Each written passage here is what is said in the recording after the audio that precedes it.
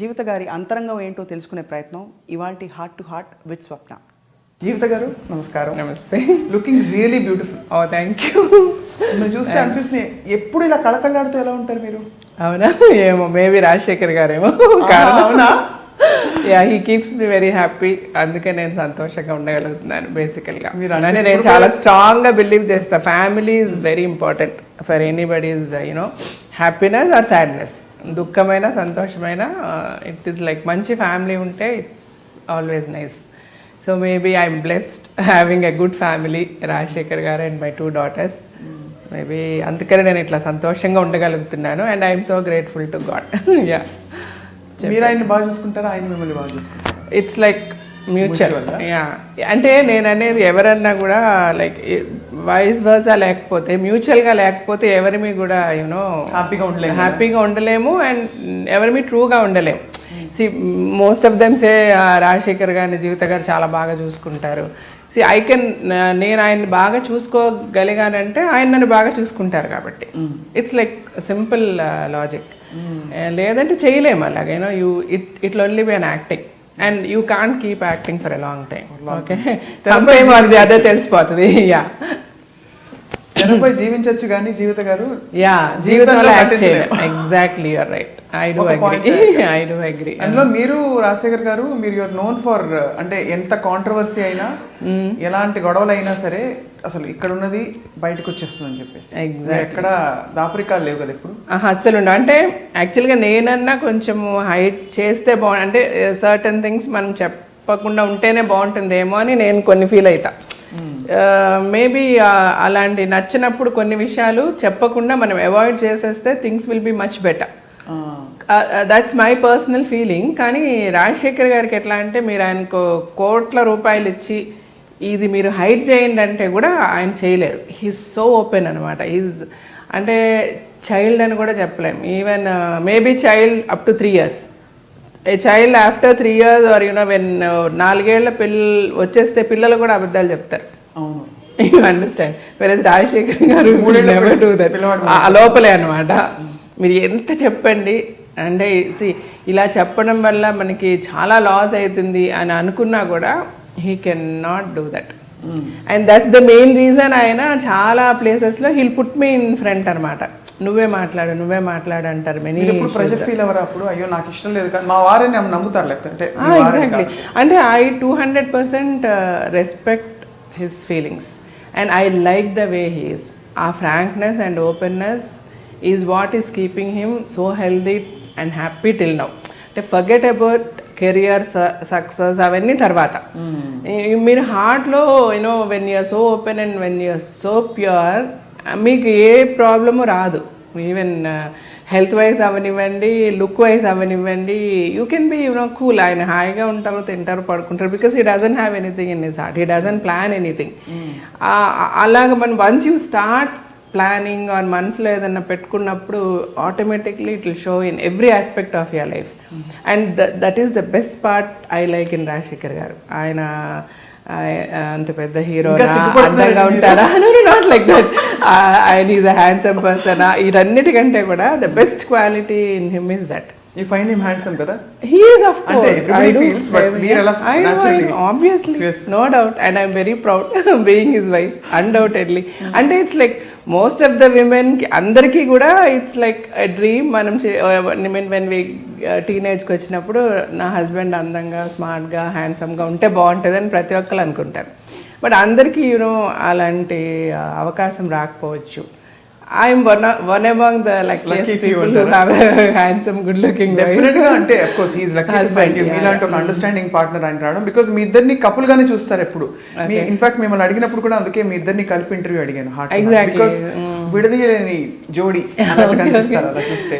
And అదే మీరు అన్నారు కదా, ఆయనని మీరు ప్రొటెక్ట్ చేస్తుంటారు ఏం మాట్లాడినా అని చెప్పి.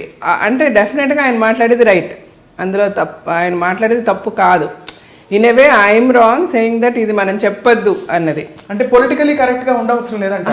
అప్పుడు నాకు అనిపించేస్తుంది, సరే బియాండ్ సపోర్టింగ్ హిమ్ నేను ఎవరినో ఎందుకు ప్రొటెక్ట్ చేయాలి, దానివల్ల మనకి ఏమి లాసెస్ వస్తే let us face it. After all there is nothing that we can not face. And when you're మీరు రైట్ అన్నప్పుడు యూ హ్యావ్ మనకి ఆటోమేటిక్గా will get all the strength to face any problem. మీరు ఆన్ ద రైట్ సైడ్ ఉన్నప్పుడు అది ఎంత రాంగ్గా project కానివ్వండి, సమ్ టైమ్ అది other you know the truth will come out. Yeah చెప్పండి, that's the reason I protect him. See say like Jagan గారి మీద when we had an interview అవనివ్వండి, లేకపోతే మెగాస్టార్ గారి మీద అవనివ్వండి. కానీ ఎందుకు ఎక్కడి నుంచి వస్తుంది నిజంగా అప్పుడు బాగా మీరు ఫీల్ అయ్యారా? అంటే జెన్యున్ గా వాట్ ఎవర్ మేము ఏదైతే మాట్లాడామంటే ఇవాళ దాని గురించి మళ్ళీ మాట్లాడడం రైట్ కాదు. బికాస్ మెనీ పీపుల్ సేమ్ నేను మీకు చెప్పా కదా, సర్టన్ థింగ్స్ మనం చెప్పకుండా ఉంటే బాగుంటుంది అన్న ఫీల్డ్లో ఉంటారు చాలా మంది. బట్ మా ఇష్యూలో ఆల్రెడీ వచ్చేసింది కాబట్టి నేను మళ్ళీ మాట్లాడతాను. ఇట్ ఈస్ నాట్ లైక్ మళ్ళీ ఏదో పాత విషయాలు మాట్లాడాలని కాదు. అట్ ద సేమ్ టైం ఏంటంటే అప్పుడు జరిగిన ఇన్సిడెంట్స్ కానీ whatever has happened was 210% wrong from their side. ఆ తర్వాత మేము మేము మాట్లాడిందే తర్వాత చాలా మంది మాట్లాడారు. ఆ పార్టీలో వాళ్ళు అవనివ్వండి, వాళ్ళ సపోర్టర్స్ అవనివ్వండి, మేము తప్పన్న వాళ్ళు అవనివ్వండి, many people said what we said. మరి అలాంటప్పుడు మాది బాగా హైలైట్ అయిపోయి చేసేసారు. Because maybe we were the first to talk. అంటే వన్స్ సీయింగ్ అస్ ఎవ్రీబడి స్పోక్. నవ్ లైక్ మమ్మల్ని అంటే పీపుల్ ఎంత హిపోక్రసీ అంటే ఇక్కడ ఈ సొసైటీలో. సో మనం మమ్మల్ని ఆన్ ద మీరు ఎందుకు ఇలా మాట్లాడారని అదే వ్యక్తులు పక్క రూమ్లోకి వెళ్ళి మీరు చాలా బాగా మాట్లాడారండి, ఇలాగే ఉండాలి, ఈ ధైర్యం ఎవరికి ప్రతి ఒక్కరు అనేది అంటే వాళ్ళ హార్ట్స్కి తెలుసు. ఎవ్రీబడి అంటే మనం ఎవరికన్నా లైవ్ చేయగలం, ఎక్కడన్నా యాక్ట్ చేయగలం, but not to our heart కదా. సో ప్రతి ఒక్కరి మనసులకి తెలుసు ఏం జరిగింది అన్నది. బట్ దానిని యూనో ఎట్లా అంటే సందర్భానుసారంగా మార్చేసి మాట్లాడేసి బ్రతికేస్తూ ఉంటారు చాలామంది. అలాగే చేయలేరు Rajasekhar garu. And but one thing what you should అంటే not you anybody has to accept ఏంటంటే వాట్ ఎవర్ అంటే ఎవరికి ఓపిక ఉన్నా రీవైండ్ చేసుకొని చూస్తే రాజశేఖర్ గారు మాట్లాడిందే చాలా మంది తర్వాత మాట్లాడారు. సో రాజశేఖర్ గారికి ధైర్యం millions of people told and it was proved. But it's okay. So whatever see maybe మాకు ఒక ఇది జరిగింది, మేము మాట్లాడాము, తర్వాత దాన్ని కొంచెం పొలిటికల్గా మార్చడం జరిగింది. It's okay. we also went with the political party.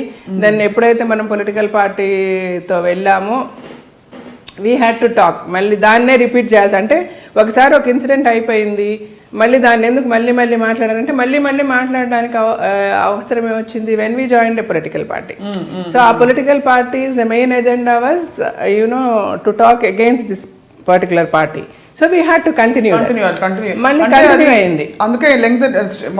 అది for a long time. But the most funniest part ఏంటంటే ఆఫ్టర్ సమ్ టైమ్ ఏ పొలిటికల్ పార్టీలో అయితే మేము జాయిన్ అయ్యి ఆ పార్టీ గురించి మాట్లాడాల్సి వచ్చిందో మళ్ళీ అదే పొలిటికల్ పార్టీలోకి ఆ పార్టీ వచ్చి మర్జ్ అయిపోయింది. అవును, అప్పుడు ఎలా ఫీల్ అయ్యారు? And then it was like so disgusting, so awkward. And అప్పుడు we thought see this is politics, maybe it doesn't suit us అంటే ఎంత ఉన్నా. అందుకని we walked out of that party. ఇప్పుడు మీరు పాలిటిక్స్లో ఉన్నారా? ఇప్పుడు అంటే Rajasekhar garu totally said no. నేను I join with BJP much before Modi garu election.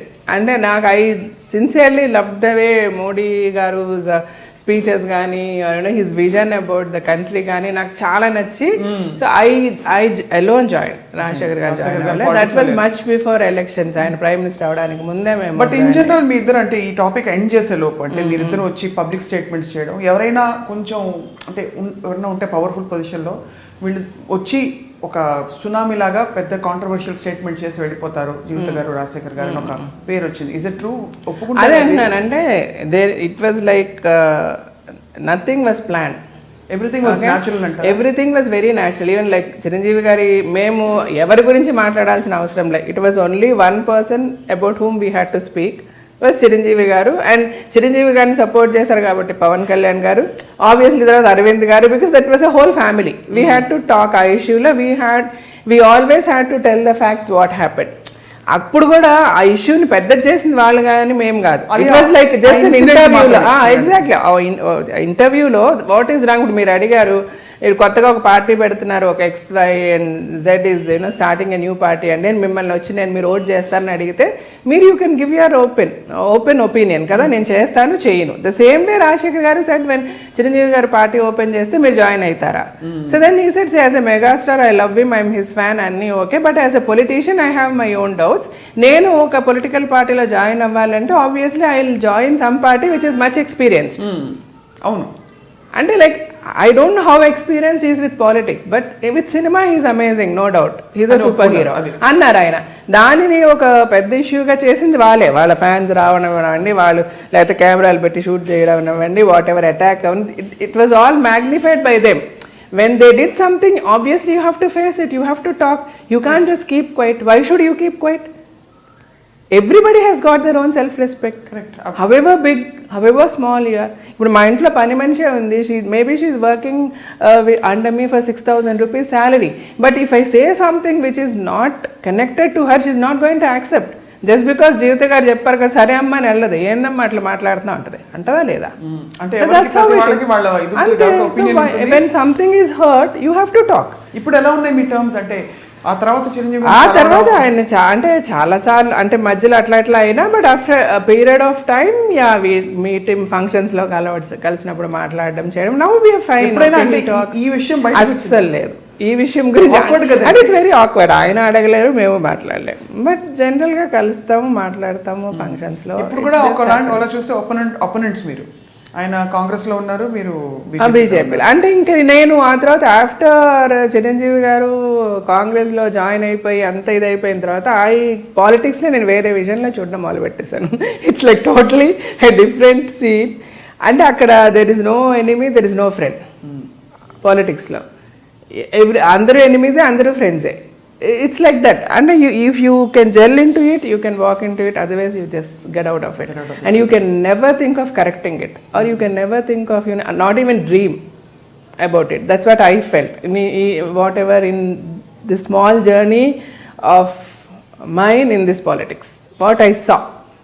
And even like BJP lo nenu join aina kuda, I sincerely wanted Narendra Modi garu to become the Prime Minister. అప్పుడు నాకు చేతనైన whatever little campaigning that this I did, I met him couple of times. And then Rajasekhar garu also shot one song, ఆయనతో ఒక song shoot చేసాము for the media, social మీడియాకి. And genuinely my only interest was ఆయన prime minister అయితే బాగుంటుంది అని అనిపించింది. నా డెఫినెట్గా till today I have no regrets in my decision. అంటే it's not like I cannot say like అందరూ 100% కరెక్ట్ ఉండలేరు. Okay, it's like human errors are, it's like it is a must, it's natural. ప్రతి ఒక్కరు చిన్న చిన్న విషయాల్లో చిన్న చిన్న మిస్టేక్స్ జరగచ్చు, but I think he's amazing as a prime minister till today. And ఎవరన్నా ఇంకొకటి ఏంటంటే ఇక్కడ వర్స్ట్ పార్ట్, ఎవరన్నా ఏదన్నా మంచి చేసేది, క్రిస్టఫర్ కొలంబస్ అమెరికా కనిపెట్టినప్పుడు కూడా ఏముంది పెద్ద మ్యాటర్ అన్నట్టుగానే ఉంటుంది ఇక్కడ. That's how the society is, I don't know. And nobody can appreciate anything which is good. అందరంటే అంటారు ఏదన్నా ఒకటి జరిగిందంటే దాంట్లో ఏది మైనస్ ఉంది అని మాట్లాడడానికి వెంటనే గబగబా వచ్చేస్తారు, మాట్లాడతారు, కానీ అందులో ఏది గుడ్ అని మాట్లాడే ఓపిక ఎవరికి లేదు. And if you are put into that position what you do అంటే they will have no answer. కాబట్టి సొల్యూషన్స్ ఎవరు ఊరికే కామెంట్ అంతే అంతే అంతే. అది చేయడం వల్ల ఏమైతుంది, the people are totally getting so confused, which is right which is wrong. అంతే కదా. ఆర్ అల్టిమేట్ నేనేమంటానంటే, ఒక టీవీలో ఒక స్పీచ్ ఇచ్చినా, ఒక ఇంటర్వ్యూ ఇచ్చినా, ఏది చేసినా ఒక స్టేటస్ ఉన్న వాళ్ళకే అది పాసిబిలిటీ ఉంటుంది. ఆ స్టేటస్ ఏంటి, 10 మంది మీరు మాట్లాడితే వింటారు అన్న స్టేటస్ ఉన్న వాళ్ళనే పిలిచి మీరు మాట్లాడతారు. అది అందరికీ రాదు. సో గాడ్స్ గిఫ్ట్ అది. అది ఉన్నవాళ్ళు at least try to say something useful to the people. 90% of the time is wasted abusing each other తప్పితే ప్రజలకి జెన్యున్గా యూఆర్ టాకింగ్, మీరు మీ అబ్యూజింగ్లో కూడా ఏముంటుంది, ప్రజలు ఇలా అయిపోతున్నారు అని ఉంటుంది తప్పితే, కానీ ఈ స్కీమ్ వల్ల అంటారు తప్పితే నువ్వు ప్రజల్ని బాగు చేయడం ఏంటి అన్నది ఆలోచన ఎవరికి ఉండదు. ఆ డైరెక్షన్లో ఎవ్వరూ మాట్లాడరు. ఈవెన్ టేక్ దిస్ డిమానిటైజేషన్ వరకు కూడా, at least is doing something, at least is trying to do something. ఇప్పుడు ఈ డిమానిటైజేషన్ ఇష్యూ మీరు అడగకుండా నేను మాట్లాడేస్తున్నాను. ఎగ్జాక్ట్లీ అంత ఇప్పుడు దేశంలో ఇప్పుడు సడన్ గా అందరు చెంప చెల్లు అనిపించినట్టు ఆబ్వియస్ క్వశ్చన్స్ వచ్చాయి, దీని మీద డిస్కషన్స్ కూడా ఇంకా బోర్ కొట్టి వదిలేస్తారు. ఎగ్జాక్ట్లీ దట్ ఇంత స్ట్రాంగ్ గా ఇంత తలతిక్కగా డెసిషన్ తీసుకున్నారని ఒక వాదన మాత్రం వినిపిస్తుంది. బికాస్ ప్లాన్డ్ గా లేదు అసలు. ఎక్కడో ఏటీఎం మెషిన్స్ 2000 రూపాయి నోటు 1 మిల్లీమీటర్ అది డిస్పెన్స్ చేయడానికి అప్గ్రేడ్ కాలేదట. అంత సిల్లీ రీజన్స్, అంత అన్ప్లాన్డ్ గా can you believe that this happening in India? Because America లాంటి దేశాల్లో అవ్వదు. అంత తలతిక్కగా ఎలా చేశారండి డెసిషన్ మోదీ గారు? అదే అంటున్నాను. ఇప్పుడు ఎలా ఉంటుందంటే అమెరికా అనేది మనం కంపేర్ చేసుకోవడం కరెక్ట్గా. సడన్ గా మనము ఎప్పుడు కూడా అమెరికా నుంచి మనం ఎన్ని ఇయర్స్ బిహైండ్ ఉంటాం. Right taking from any issue ఎందులోనన్నా ఆలోచించండి. వాళ్ళతో మనకి కంపారిజన్ ఇలా ఏదో వచ్చినప్పుడు అమెరికాలో ఇలా జరగదని మాట్లాడడం కంటే అమెరికా కంటే మనం ఎంత బిహైండ్గా ఉన్నామన్నది ఒకటి ఆలోచించాలి. రెండోది, ఓకే ఇప్పుడు he has taken one bold decision. Of course అందులో there are some issues, there are some problems, but డెఫినెట్గా ఆయన అలాగంత సడన్గా చేసినా కూడా ఇంకా మనలో ఎంతమంది అంటే నాకు బ్యాడ్ వర్డ్స్ వస్తాయి, నేను కోపంగా వస్తాయి. డిఎన్కేలు అంటారు, దొంగనా కొడుకులు ఉన్నారండి. ఉన్నారా లేరా? ఈరోజు మనం పేపర్లో చూస్తే ఇన్ని 2000 నోట్స్ ఇట్లా ఇంతమంది ఇలా పట్టుకున్నారని వస్తే ఎలాగొచ్చాయి? ఫర్గెట్ అబౌట్ మోడీ అండి. ఇప్పుడు Modi garu he is done something nice. Okay, he tried to help people. He had అంటే ఆయన అంత సీక్రెసీ పెట్టి he knew all these hiccups will be there. ఏది ప్రజలు ఎలా కష్టపడవచ్చు, మనీ ఉండకపోవచ్చు, ఏటీఎంస్లో ఇష్యూస్ రావచ్చు, అన్నీ ఉన్నప్పటికీ కూడా ఆయన అంత సీక్రెట్గా చేయడానికి అవకాశం ఏంటి? ఇక్కడ అంత ఫ్రాడిలెన్స్ జరుగుతుంది అని చెప్పి. బట్ అంత చేసి కూడా ఇంకా స్టిల్ పీపుల్ ఆర్ అంటే ఏ జనం కోసం అయితే ఆయన హెల్ప్ చేసి చెయ్యాలన్న థాట్లో ఉన్నారో ఆ జనమే సపోర్ట్ కదా. ఒక్కొక్కటి అకౌంట్లో 10,000 తీసుకోవాలని అంటే ఒక 100 అకౌంట్లు క్యూలో నిలబడే వాళ్ళని వాళ్ళ డబ్బుల కోసం నిలబడుతున్నారండి. వాడు ఎవరో ఒకడు ఇస్తాడు, ఏదో నువ్వు ఈ డబ్బులు అయ్యి అంటాడు, ఇందులో నీకు డబ్బులు ఇస్తానంటాడు. ఓకే, జరిగింది ఎలా జరుగుతుంది? ఈవెన్ ప్రజల వల్ల తప్పు జరిగింది, కానీ అక్కడ it's like not because of prime minister Modi. ఆయనని okay maybe little inconvenience is there, how to come over it నాకుంది. ఇప్పటికీ నాకు ఇబ్బంది ఉంది. Like see, I'm unable to pay my salaries to my servants who are not having accounts, or like things like. But okay, I'm telling them be patient. Okay, I'm protecting you. I'll give you this. I'll do that. Oh, go open an account. అది ఎందుకు వద్దండి అంటున్నాడు. స్తోమత ఏంటండి? Account open చేయడానికి మీకు problem ఏంటి? లేదు ఒకడు ఎవరో ఉన్నాడు పని చేయించుకుంటున్నాడు, వాడు he needs to pay to his workers. Can't he take that risk of making them open an account and put it? Can't he teach them? And is it not an individual responsibility of everybody to help what he thought? Unless and until అది రానంత వరకు ప్రతిది మోడీ గారు announce చేశారు. So ఏ problem లేకుండా మోడీ గారే చూసుకోవాలనే కంటే problems అనేవి వస్తాయి. డెసిషన్ తీసేసుకున్నాక డెసిషన్ అలా కాదండి. డెసిషన్ అంతా సడన్ గా ఆయన ఎందుకు తీసుకోవాల్సి వచ్చింది? ఏమాత్రం కొంచెం లీకేజ్ అయినా రకరకాలుగా వేరే ఇష్యూస్ జరిగిపోయి అసలు ఏ ప్రయోజనం లేకుండా చేసేసే మేధావులు ఉన్నారు మన సొసైటీలో. అందుకని ఆయన బట్ అప్పటికి కూడా ఆ మేధావుల్ని ఇప్పటికీ కూడా మనం కంట్రోల్ చేయలేకపోయినా, బట్ డెఫినెట్లీ ఇప్పుడు మాట్లాడే ప్రతి ఒక్కరిని గుండెల మీద చేసుకోమని చెప్పండి. ఒక లెవెల్ కన్నా తగిలిందా లేదా, అందరికి చెంప చెళ్ళు బందా లేదా, ఒక లెవెల్ కన్నా ఒక బ్లాక్ మనీ అనేది బయటకు వచ్చిందా రాలేదు. పేదవాళ్ళకి మాత్రం చెంప చెల్లు మంది ఉంది.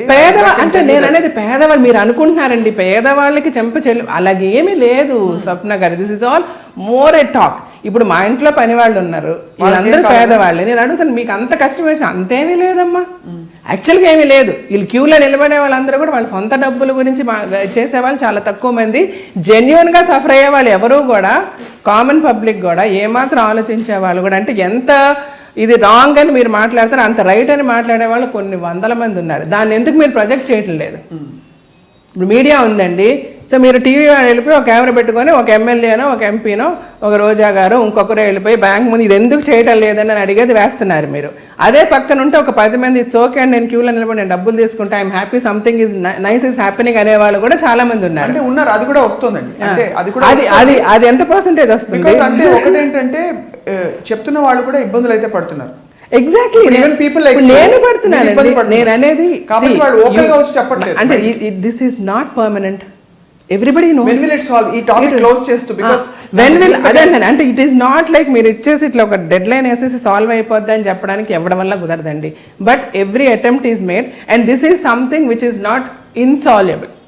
మనం దీన్ని సాల్వ్ చేయలేని విషయం అయితే కాదు, డెఫినెట్గా సాల్వ్ చేయగలము. దీనికి ఏదో పెద్ద ఒక ఐన్స్టీన్ లాంటి వచ్చి ఒక ఫార్ములా కనిపెట్టాల్సిన అవసరం లేదు.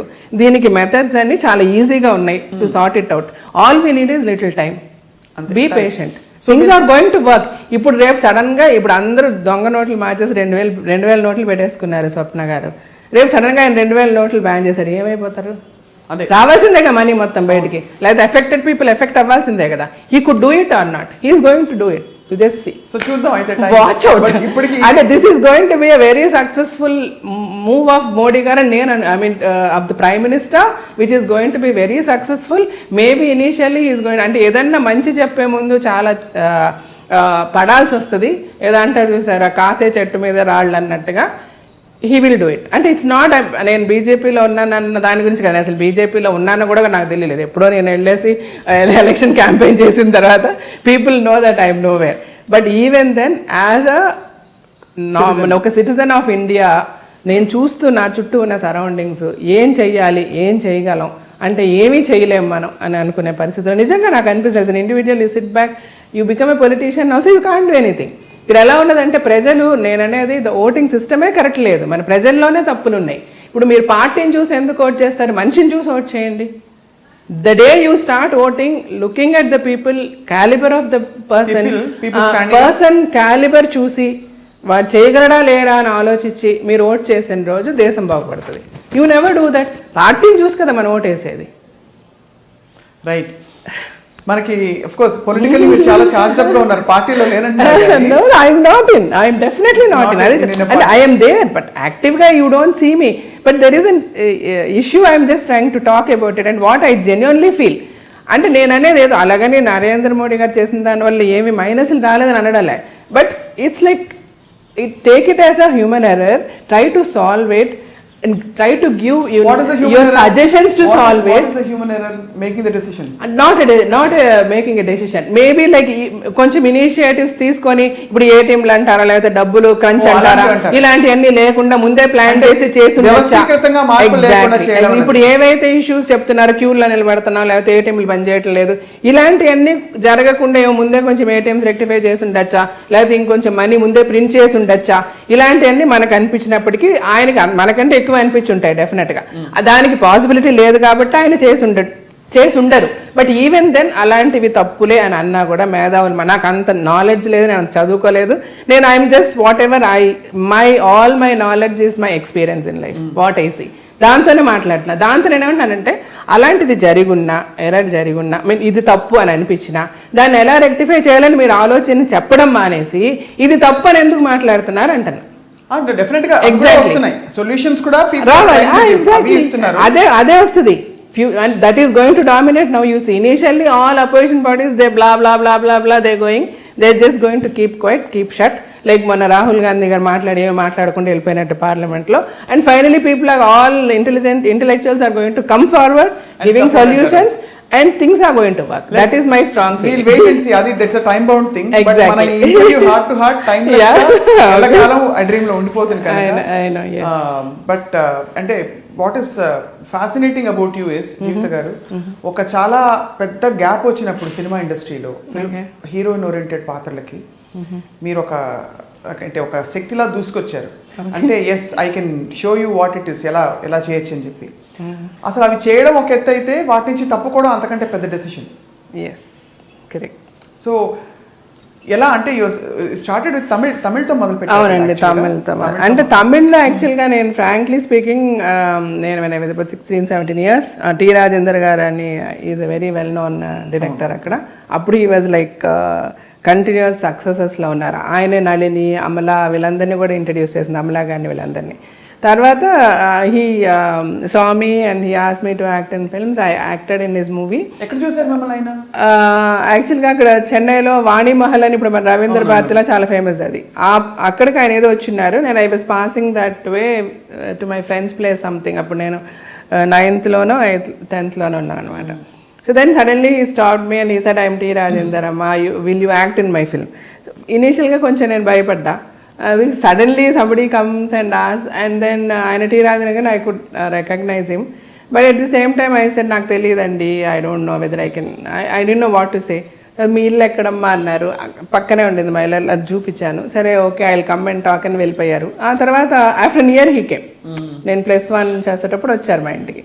వచ్చి నేను ఒక మూవీ చేస్తున్నాను అని మా పేరెంట్స్తో అంతా మాట్లాడి తనకి ఇష్టమైతే చేయమని మా పేరెంట్స్ కూడా చెప్పి, మాది చాలా normal middle class family.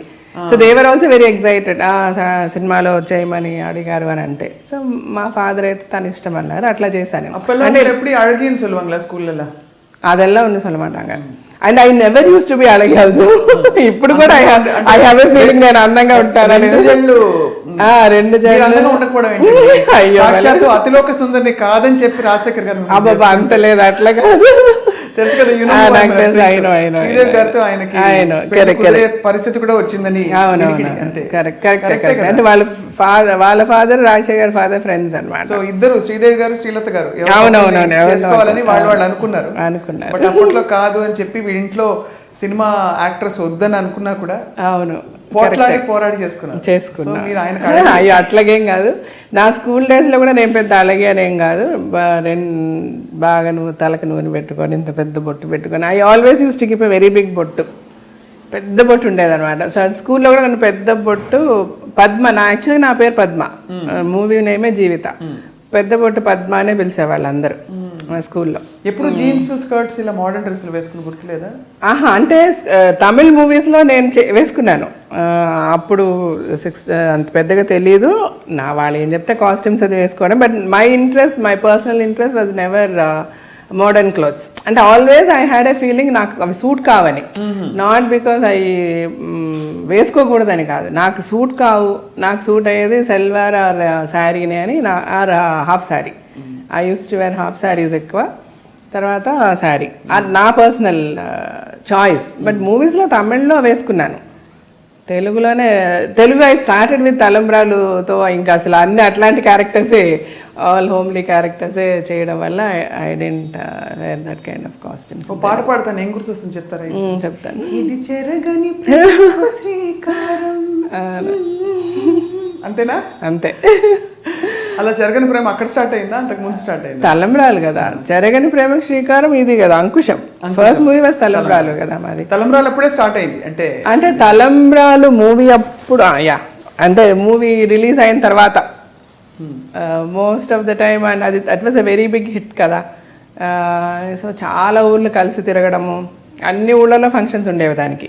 Some 50 days థియేటర్స్కి వెళ్ళడము, కోటి రామకృష్ణ గారు మేమంతా టీమ్ లాగా. సో వీ ట్రావెల్ టుగెదర్ చాలా ప్లేసెస్కి. అట్లా స్లోలీ. అప్పుడు టి కృష్ణ గారు వాజ్ వెరీ ఇల్, ఆయన క్యాన్సర్తో సఫర్ అవుతూ ఉండే. అండ్ రాజశేఖర్ గారు is very attached to him.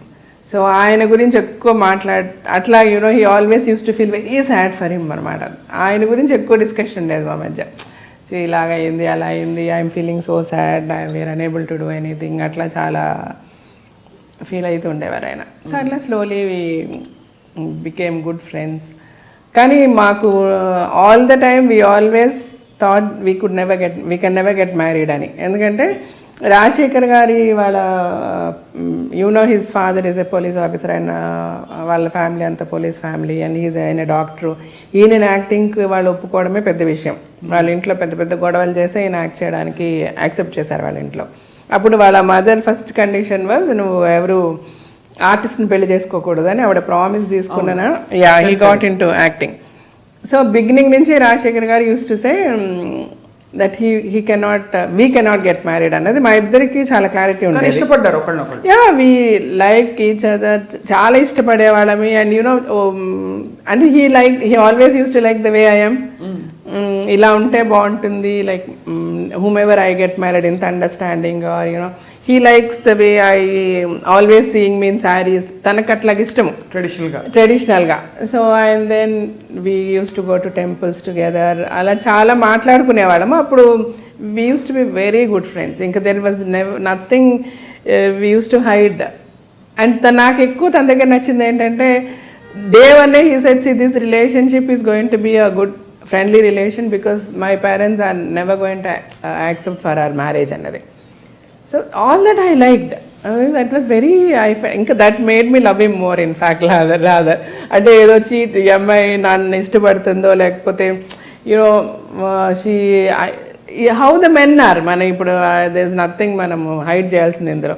ఏమాత్రం కొంచెం మనలో వీక్నెస్ కనబడినా they will try to you know the advantage తీసుకునే దట్ ఈస్ దర్ క్యారెక్టర్.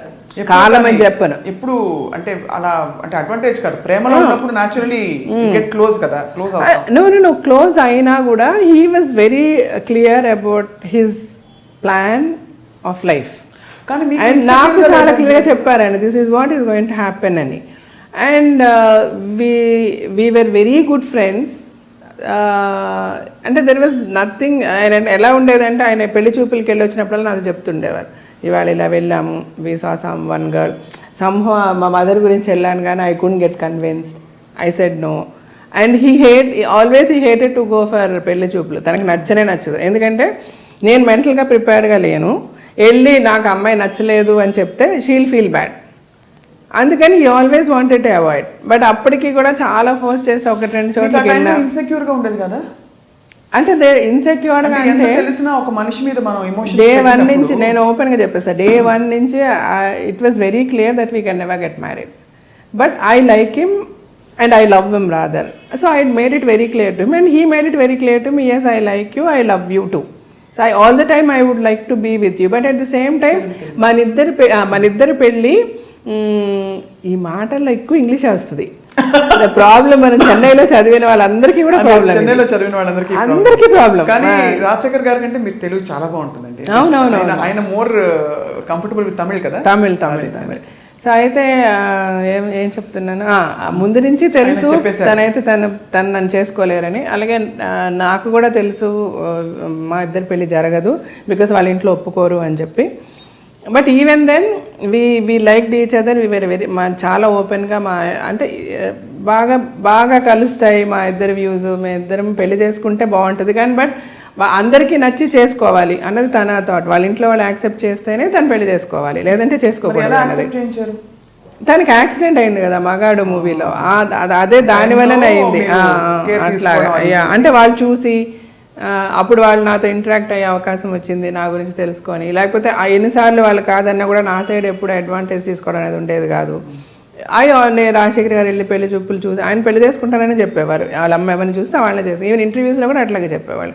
ఎక్కడ కూడా తెలియదు మా మధ్య ఏ ప్రాబ్లమ్స్ లేవు, నా వల్ల ఏ ప్రాబ్లమ్స్ లేవు, వాళ్ళ ఇంటి వాళ్ళకి కూడా ఏమీ ప్రాబ్లమ్స్ లేదు.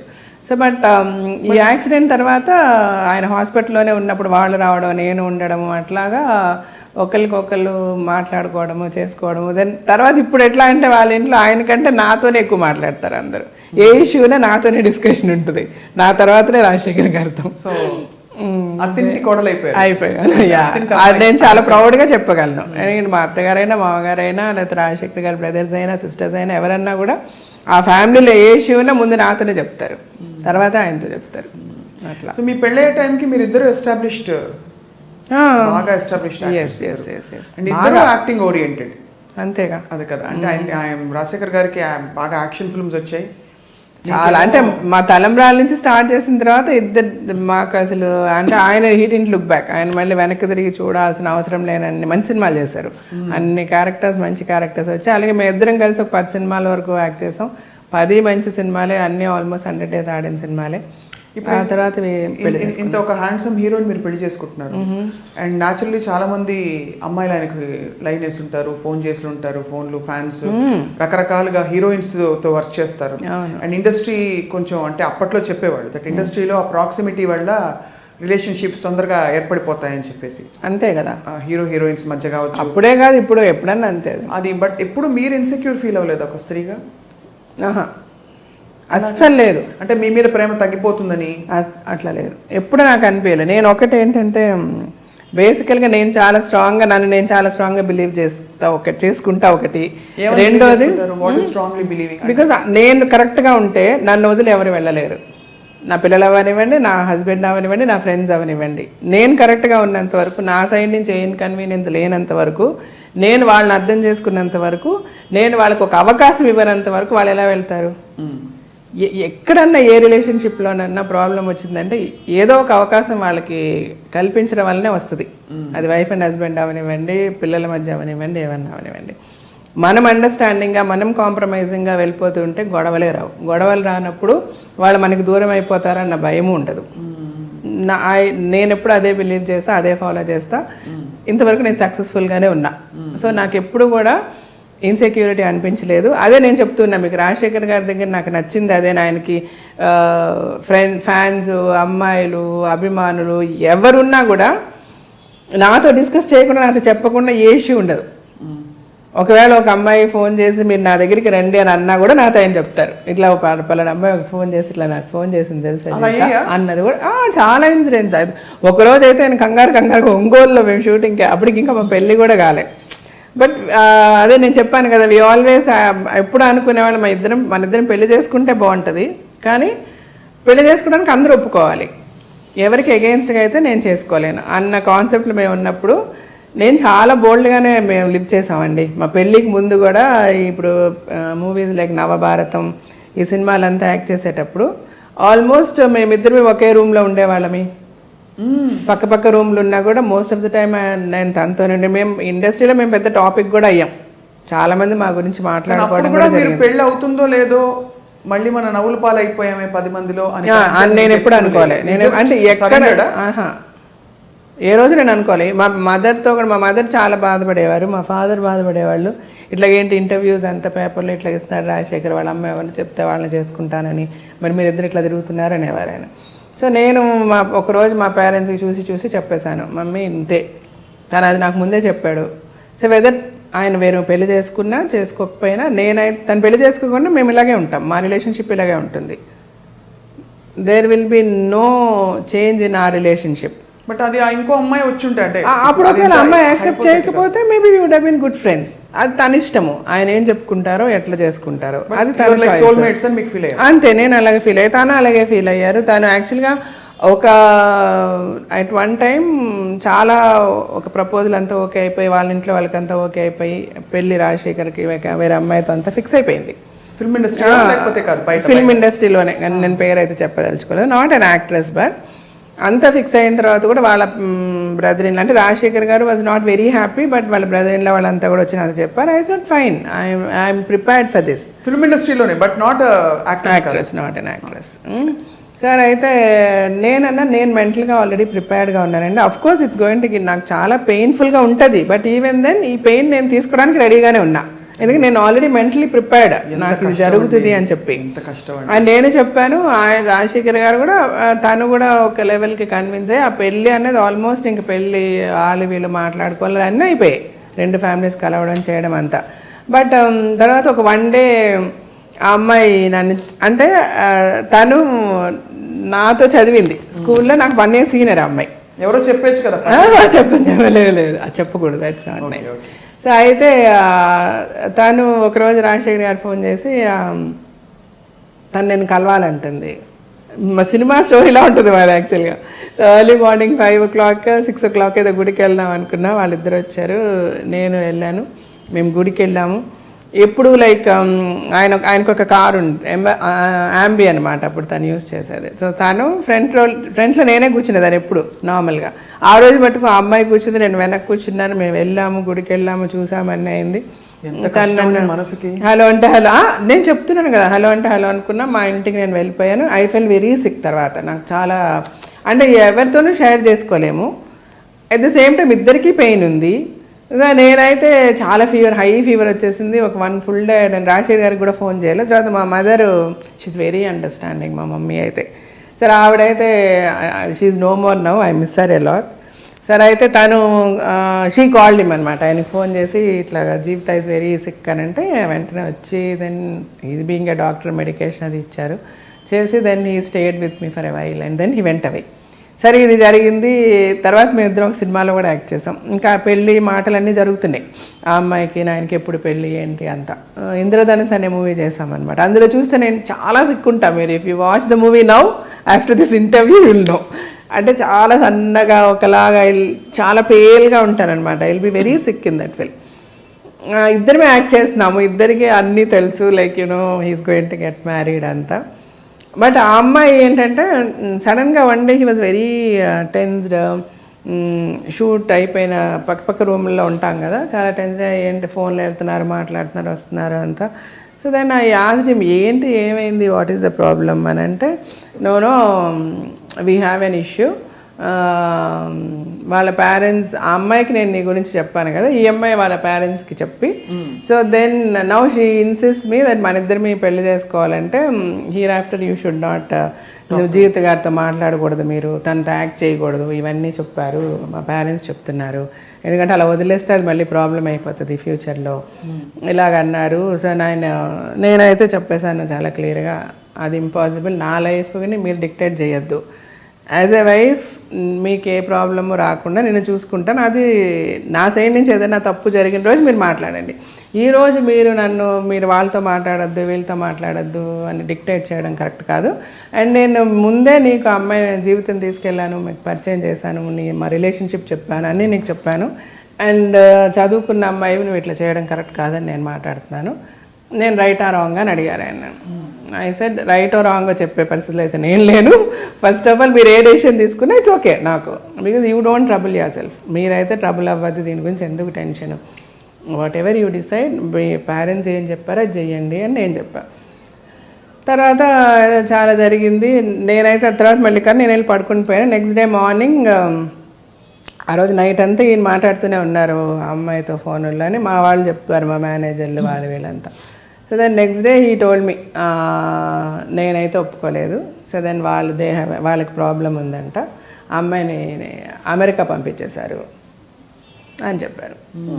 సరే ఓకే, మీరు ఏం చేయాలనుకుంటున్నారంటే, నేను అమ్మాయితో ఓపెన్గా చెప్పేసి, నువ్వు నీ పేరెంట్స్ నువ్వు డెసిషన్ తీసుకో. అమ్మాయికి యాక్చువల్గా ఈ ప్రపోజల్ వచ్చింది, ఆ అమ్మాయి చాలా ఇష్టపడి ఈయన చేసుకోవాలని చాలా పెద్ద లెవెల్లో వచ్చే మాట్లాడారనమాట. సో ఈయనకి బాగా తెలుసు అమ్మాయికి ఆయన అంటే ఇష్టమని. సో నా వరకు అయితే నీకు ఏ అష్యూరెన్స్ అయితే నేను ఇచ్చానో అవన్నీ ఓకే. అలాగే మా పేరెంట్స్కి కూడా ఇష్టం కాబట్టి ఐ విల్ మ్యారీ యూ, నేను కేర్ఫుల్గా నేను చాలా బాగా చూసుకుంటా. బట్ జీవిత విషయం నేను ముందు నుంచి నీకు చెప్పిందే. తను ఎప్పుడు కూడా నాకు మంచి ఫ్రెండ్గా ఉంటుంది. మా రిలేషన్షిప్ ఎంతవరకు ఉంటుందని అది నీకు అనవసరం. మేబీ నేను తర్వాత కూడా తనతో మాట్లాడినేమో, అది వేరే. బట్ నాకు అది కండిషన్గా పెడితే నాకు నచ్చదు. అది నాకు I cannot take it. So you take a call, నీ పేరెంట్సా నేనా అని నేను చెప్పేశాను. తను వాళ్ళ పేరెంట్స్ మాట విని యూఎస్ వెళ్ళిపోయింది. ఫర్గెట్ ఇట్ అన్నారు ఆయన, అంతే. ఆ తర్వాత మామూలుగా మేము 2-3 ఫిల్మ్స్ యాక్ట్ చేసాము. మగాడు టైంలో ఈ మెట్ విత్ అన్ యాక్సిడెంట్. ఆ యాక్సిడెంట్ అయితే వాళ్ళ ఫ్యామిలీ. సో ఐడియా ఎక్కడి నుంచి వచ్చింది, పెళ్లి చేసేసుకోండి మీరు ఇంకా చాలు అనేసి? పెద్దవాళ్ళు చెప్పారా? వాళ్ళే చెప్పారు. వాళ్ళే అంటే ఇంకా యాక్సిడెంట్ తర్వాతనే హాస్పిటల్లోనే ఉన్నారు ఆయన. ఆల్మోస్ట్ 1 month 1.5 month హాస్పిటల్లో ఉన్నారు. తనతో నేను హాస్పిటల్లోనే ఉన్నా. ఆ తర్వాత ఇంకా హాస్పిటల్ నుంచి డైరెక్ట్గా వాళ్ళ ఇంటికే తీసుకెళ్ళాను. నేను మా ఇంటికి కూడా పంపేలా. వెంటనే పెళ్ళి అని అనుకున్నారు. బట్ ఆయనకు ఆల్మోస్ట్ 1 year అయింది కోలుకోవడానికి, రాజశేఖర్ గారికి. He was almost on crutches for about 7-8 months crutches మీదే ఉన్నారు తను. అప్పుడంతా నేను వాళ్ళ ఇంట్లోనే ఉన్నా. టోటల్ ఇంకా తను టేక్ కేర్ చేసిందంతా నేనే, నాకే వదిలేశారు మొత్తం. తర్వాత తనకు బాగా అయిన తర్వాత పెళ్ళి అని అనుకున్నాము. ఆ లోపల మా ఫాదర్ చనిపోయారు. ఇంకా మళ్ళీ 1 year ఆగి పెళ్లి చేసుకున్నాం అనమాట. ఇదంతా డెస్టినీ అంటారా, లేకపోతే అలాగే నేను డెస్టినీ భర్త అయ్యుండొచ్చు రాజశేఖర్, అంతే కదా. బట్ హ్యాట్స్ ఆఫ్ ఏంటి తెలుసా జీవిత గారు, ఒక మనిషిని అంత అమితంగా ప్రేమించినప్పుడు ఏదో ప్రేమలో స్వార్థం ఉండకూడదు, స్వేచ్ఛ ఉండాలని అంటారు. కానీ ఆ టైంలో మీరు ఎంత పెయిన్ పడి ఉంటారండి. అంటే ఈ మనిషి బికాస్ పెళ్ళయ్యాక వాళ్ళు ఎంత ట్రై చేసినా డైవర్ట్ అయిపోవచ్చు, డిస్ట్రాక్ట్ అయిపోవచ్చు, దూరం అయిపోవచ్చు. ఎంత స్ట్రాంగ్ గా ఉంటే మీరు అలా. అంతే, నేను చాలా మొండి, మా అమ్మ చెప్తారు. నేను చాలా పేషెంట్, చాలా మొండిగా కూడా ఉంటారు చిన్నప్పటి నుంచి. అంటే చాలా పేషెంట్గా ఉంటా. అట్ ద సేమ్ టైం నేను ఏదైనా ఒకటి అనుకుంటే ఇంకా మళ్ళీ దాన్ని ఎవరు రివర్ట్ చేయలేరు. ఒంగోలు ఎవరు అమ్మాయి వెంటపడింది అన్నారు. అవును, ఒంగోలు షూట్ అప్పుడు నవభారతం అనే మూవీ షూటింగ్కి వెళ్ళామన్నమాట. పక్కన రూమ్స్ మా ఇద్దరివి. సడన్గా ఆయన షూట్ అయిపోయింది, నేను నా రూమ్కి వెళ్ళాను. ఆయన రూమ్కి వెళ్ళాను, మళ్ళీ ఫుట్బాల్లో వెనక్కి రిటర్న్ వచ్చి నా రూమ్కి వచ్చారు. అయ్యో జీవితం, నా రూమ్లో ఎవరో ఒక అమ్మాయి ఉంది, ఏంటి ఏమైందంటే ఎవరో ఫ్యాన్ అంట, వీడే మేకప్ మేనేమో చూడ్డానికి వచ్చాను, మీరు రూమ్లో వెయిట్ చేయండి మేడం, సార్ వస్తారని చెప్పాడంట. ఆ అమ్మాయి ఏమో వెళ్ళనంటుంది అని అంటే అప్పుడు మళ్ళీ నేనే వెళ్ళి పంపించాను అమ్మాయిని అట్లా. సో అది ఆయన ఏమి హైడ్ చేయరు, అది చాలా ఇష్టం నాకు తన దగ్గర. ఎప్పుడైనా అంటే ఫ్రెండ్ గా చెప్పుకుంటారు కాబట్టి ఫలానా అమ్మాయి అందంగా కనిపిస్తోంది నాకు అని చెప్తారు, అలాంటివన్నీ చెప్పారా? అట్రాక్టెడ్ టు హర్ అని అట్లా ఎప్పుడు చెప్పలేదు, కానీ ఆయన ఎప్పుడు చెప్తారు నాకు, చాలామంది అందంగా కనబడతారు, చాలామంది సెక్సీగా కనబడతారు, చాలామంది అట్రాక్టివ్గా కనబడతారు, but I'm never attracted towards anybody. ఏదో పర్మనెంట్గా నేను వెళ్ళిపోయి అమ్మాయి నాకు కావాలన్నప్పుడు అన్నట్టు నేను ఎవరిని చూసి అట్రాక్ట్ కాలేదని చెప్తారు. టెంపరీగా ఆఫ్ కోర్స్ ఎనీ మెన్ ఉండేది, నేను ఎక్సెప్షన్ అని చెప్పను ఎవరిని. అంటే ఫ్రాంక్గా దేర్ ఇస్ నో శ్రీరామచంద్రుడు అమాంగ్ మెన్ అని నేను చాలా ధైర్యంగా ఎంత పెద్ద డిస్కషన్ పెట్టినా నేను ఫాలో చేసి నేను పార్టిసిపేట్ చేసి మాట్లాడగలను. షోస్ కూడా కండక్ట్ చేశారు కదా, చాలా ఇష్యూస్ చూసింటారు బికాజ్ ఇది ఇంటింటి రామాయణం అంతే. బట్ అందరికి మీకున్నంత కాన్ఫిడెన్స్ మీకున్నంత ఇది ఉండదు. అందులోనే మెయిన్ ప్రాబ్లమ్స్ వచ్చేది. ఇప్పుడు నేను చేసే షోస్లో కూడా నేను చెప్తా, షోలో కూడా మీరు స్ట్రాంగ్గా బిలీవ్ చేసి వదిలేసిన రోజు వాళ్ళు ఎటు వెళ్ళరు మెన్. మీరు ఫర్ ఎగ్జాంపుల్ ప్రాక్టికల్ లెవెల్లో మాట్లాడితే మీరు ఇచ్చే సలహా ఎక్కడ పోతావు పో అని వదిలేయాలా? అంతే, పోతావు పో, ఎంత దూరం పోతావు పో అంతే. వేర్ విల్ యూ కమ్ అంటే as long as a wife me self respect ని కాపాడేంత వరకు. ఇంకొక అమ్మాయితో ఒక భర్త వెళ్తే ఎలా అంటే ఎలా డీల్ చేస్తారు సోషల్ సిచ్యువేషన్స్? అంటే ఇంకొక అమ్మాయితో పబ్లిక్ గా ఒకడు వెళ్ళేసి తిరిగేసి ఈ అమ్మాయి నేను ఉంచుకున్నాను, లేకపోతే ఈ అమ్మాయితో నాకు ఎఫ్ఐఆర్ ఉందని పబ్లిక్గా ఏ మగవాడు చేసినా వాడితో ఉండాల్సిన అవసరం లేదు కదా, out. But any person out of లేకపోతే వాళ్ళ లస్ట్ అవనివ్వండి, లేకపోతే అవుట్ ఆఫ్ అట్రాక్షన్ అవనివ్వండి, నీకు తెలియకుండా నీ దగ్గర సీక్రెసీ మెయింటైన్ చేసేసి వెళ్ళి ఏదో ఎఫ్ఐఆర్ పెట్టుకున్నాడు అని అంటే దాని గురించి నువ్వు పట్టించుకోవాల్సిన అవసరం లేదు. ఎందుకు సీక్రెసీ మెయింటైన్ చేశాడు నీకు తెలియకూడదని? Because he loves you rather. At the same time ఇప్పుడు మనం ఒకే హోటల్లో అయితే వెళ్ళి భోజనం చేయట్లేదు కదా. So maybe like he's like ఒకే క్లోత్స్ అయితే వేసుకోవట్లేదు కదా, maybe just for his fun he's going somewhere. అది నీకు హైడ్ చేసి వెళ్ళాడు నీ దగ్గర నుంచి, నీకు తర్వాత ఏదో తెలిసింది, నువ్వు దాని గురించి ఒక పెద్ద ఇష్యూ చెయ్యొద్దు, వదిలేసే దాని గురించి. Don't leave your family because he's trying to hide something from you so strongly. నా వైఫ్కి తెలియద్దు అని ఏదన్నా ఏదో ఎక్కడికో బయటకు వెళ్ళేసాడు వచ్చేసాడు అని అనుకుంటే దాని గురించి పెట్టద్దు. You don't make a scene. But at the same time he's cheating on you, is maintain. ఇంకొక పెళ్లి చేసుకున్నాడో లేకపోతే ఇంకొక ఫ్యామిలీని పెట్టాడో, నిన్ను వదిలేసాడు, నేను పట్టించుకోవట్లేదు, నీ పిల్లల్ని పట్టించుకోవట్లేదు, నిన్ను రోడ్డు మీదకి తీసుకొచ్చేసారంటే అలాంటి వాడితో ఉండాల్సిన అవసరం లేదు. దాని గురించి డిస్కషనే వద్దు. ఇప్పుడు సమానత్వం గురించి మాట్లాడతామండి మన సొసైటీలో. అదే భార్య చేస్తే భర్త తట్టుకుంటాడా? అదే నేను అడిగాను, చాలా షోస్లో అడిగాను. తట్టుకుంటాడు, తట్టుకోవాలి. నువ్వు చేసినప్పుడు నువ్వు భార్యను అడిగా. అందులో నా దగ్గర అలాంటి కేసులు కూడా వస్తాయి. నా పెళ్ళాం వాడితో మాట్లాడింది, నువ్వు ఇష్టం వచ్చినట్టు తిరుగుతావు, నీ పెళ్ళాం మాట్లాడితే తప్ప. సో సమానత్వం ఉండాలి కదా. నువ్వేం చేసావు, నీ పెళ్ళాం చేసినప్పుడు నీ పెళ్ళాం ఏంటి క్షమించాలి అని నువ్వు అనుకుంటున్నప్పుడు నువ్వు నీ వైఫ్ని క్షమించాలి. తప్పేంటి? ఏం తేడా ఉంది నీకు నీ పెళ్ళానికి? ఇవాళ రేపు నువ్వు పనిచేస్తే ఇంతకుముందు అన్న అట్లీస్ట్ మగాడు బయటకు వెళ్ళాడు, పనిచేశాడు, సంపాదించాడు, తీసుకొచ్చాడు అనేవాళ్ళు.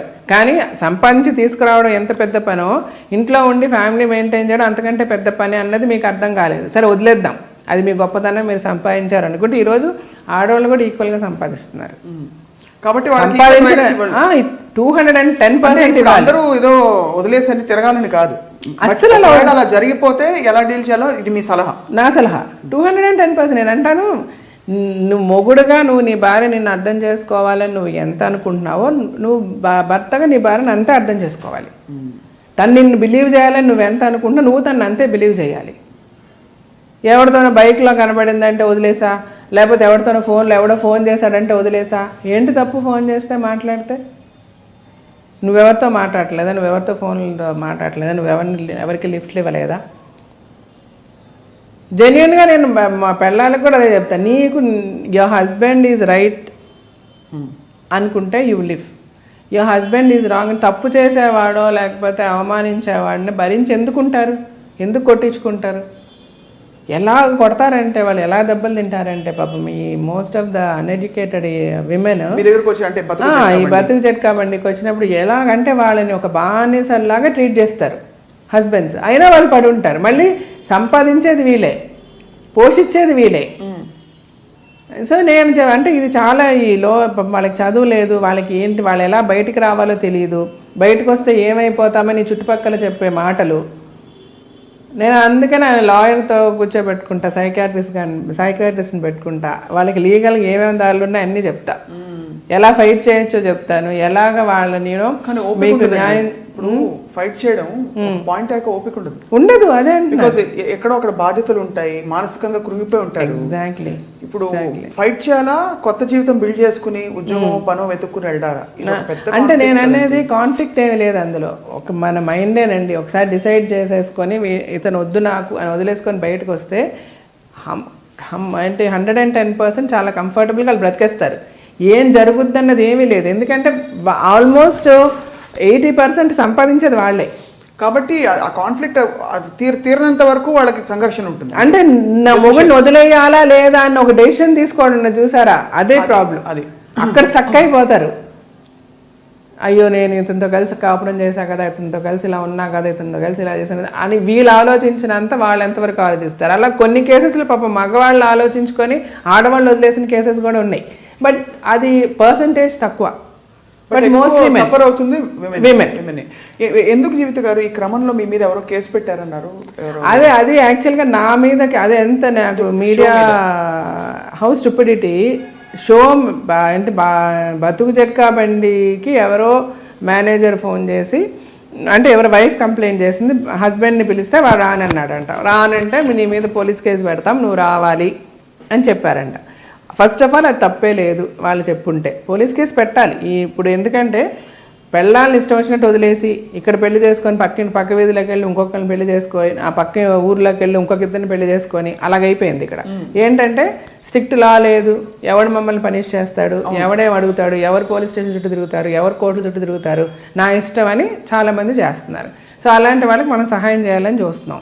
సో నీ పెళ్ళం వచ్చి కంప్లైంట్ ఇచ్చింది నీ గురించి, నేను రమ్మన్నప్పుడు నువ్వు రా, వచ్చి ధైర్యంగా మాట్లాడు, నువ్వు ఎందుకు దాక్కుంటున్నావు?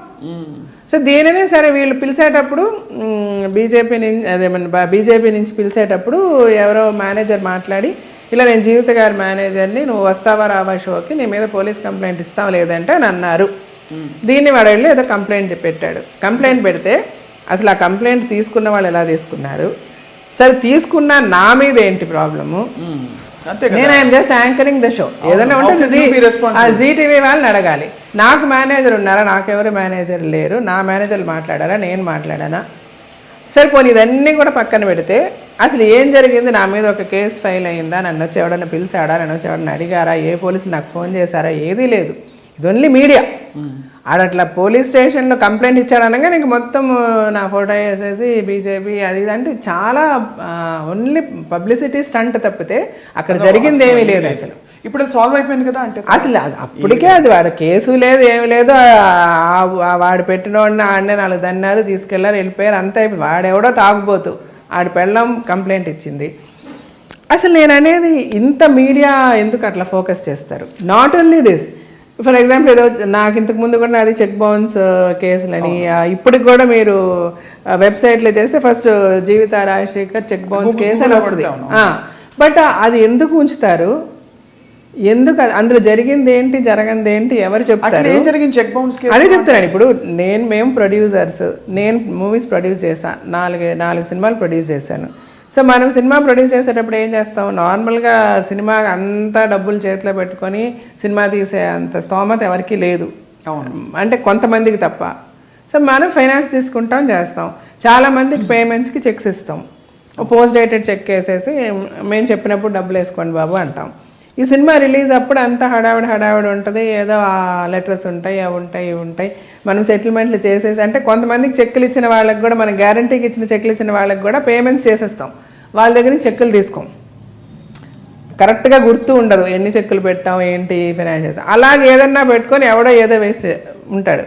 యాక్చువల్గా మాకు జరిగింది అది. ఎవడైతే నాకేంటిలో మా పార్ట్నర్స్ వాళ్ళు డబ్బులు పెట్టింది ఎంత పెట్టారు, వాళ్ళకి ఎంత వచ్చింది, వాళ్ళు ప్రొడ్యూసర్స్కి ఎంత ప్రమోట్ అయ్యారు, అదంతా ఎవరికి అక్కర్లే లెక్క. వాడి దగ్గర పాత లెక్క ఉన్న చెక్కులు ఏదో వేసేసి నాకు 10 లక్షలు 15 లక్షలు కావాలని వాడు బౌన్స్ చేసి, వాడు ఇప్పుడు ప్రాబ్లంలో ఉన్నాడు కాబట్టి సినిమాలో ఇప్పుడు మనం ఇద్దరం కలిసి ప్రొడ్యూస్ చేస్తే ప్రాఫిట్ వస్తేనే కదా డబ్బులు ఇస్తారు. ప్రాఫిట్ రాని ఎలా డబ్బులు వస్తాయి? It's simple logic. నువ్వు పెట్టేటప్పుడు నువ్వు 20 లక్షలు పెట్టా, నేను 20 లక్షలు పెట్టా, మనకి డబ్బులు వస్తే నువ్వు 20 లక్షలు, నేను 20 లక్షలు ఇస్తాను. రానప్పుడు మనం పెట్టిన పెట్టుబడి పోతుంది కదా. నేను పెట్టిన పెట్టుబడి నాకు ఇవ్వండి, మన ఇద్దరం పార్ట్నర్స్, అప్పుడు నీకు ఎట్లా ఇస్తాం పెట్టిన పెట్టుబడి? సో వాడు అకౌంట్స్ మెయింటైన్ చేసిందంతా వాళ్ళే, చెక్కులన్నీ వాళ్ళ దగ్గరే ఉంటాయి. లీగల్ గా it's loop whole.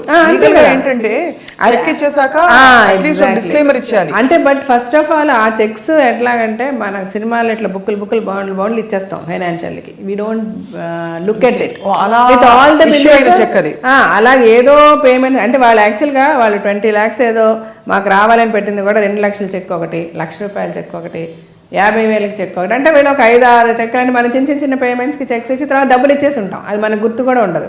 Accounts maintain చేసినంత కూడా వాళ్ళే, they are one of the partners. So వాళ్ళు ఒక 5-6 చెక్కులని చేసుకొని అవి చెక్స్ బౌన్స్ చేసి, అసలు యాక్చువల్గా చెక్ బౌన్స్ కూడా అవ్వడానికి ఛాన్స్ లేదు. ఎందుకంటే చాలా ఓల్డ్ డేటెడ్ అవి, ఎప్పుడో 7-8 years తర్వాత మొన్న చేశారు వాళ్ళు. దాని తర్వాత కొత్త చెక్ లీవ్స్ ఏవో వచ్చాయి, చెక్ నెంబర్స్, పాన్ నెంబర్స్, ఇటన్నిటితో అవన్నీ కూడా ఏమి లేవు వాటికి. బట్ అయినప్పటికీ కూడా వాళ్ళు ఏదో మనకి ఉండే లూప్ హోల్స్ ఉన్నాయిగా లీగల్గా, ఏవో వాళ్ళు ఆ లూప్ హోల్స్ యూజ్ చేసి ఎవరికో డబ్బులు ఇచ్చి ఏది ఇచ్చి ఆ కేసు ఫైల్ చేసి అవి బౌన్స్ చేసి అది చేశారు. అది వాళ్ళకి వర్కౌట్ కాలే, వాళ్ళు ఓడిపోయారు కూడా కేసు. నేను ఆ రోజు కోర్టు బయటకు వచ్చి నేనే చెప్పా, నేను పైసా కూడా ఇవ్వను వాళ్ళకి. నేను ఇవ్వాలంటే ఇస్తా, నేను ఇవ్వాల్సిన అవసరం లేనప్పుడు నేను ఇవ్వను. ఎంత కేసు ఎన్నిసార్లు నేను కోర్టుకి రమ్మన్నా నేను వస్తా, I will fight this case అనే చెప్పాను. నేను ఫైట్ చేసా. నేను కనీసం ఒక 15-20 times నేను కోర్టుకి వెళ్ళాను.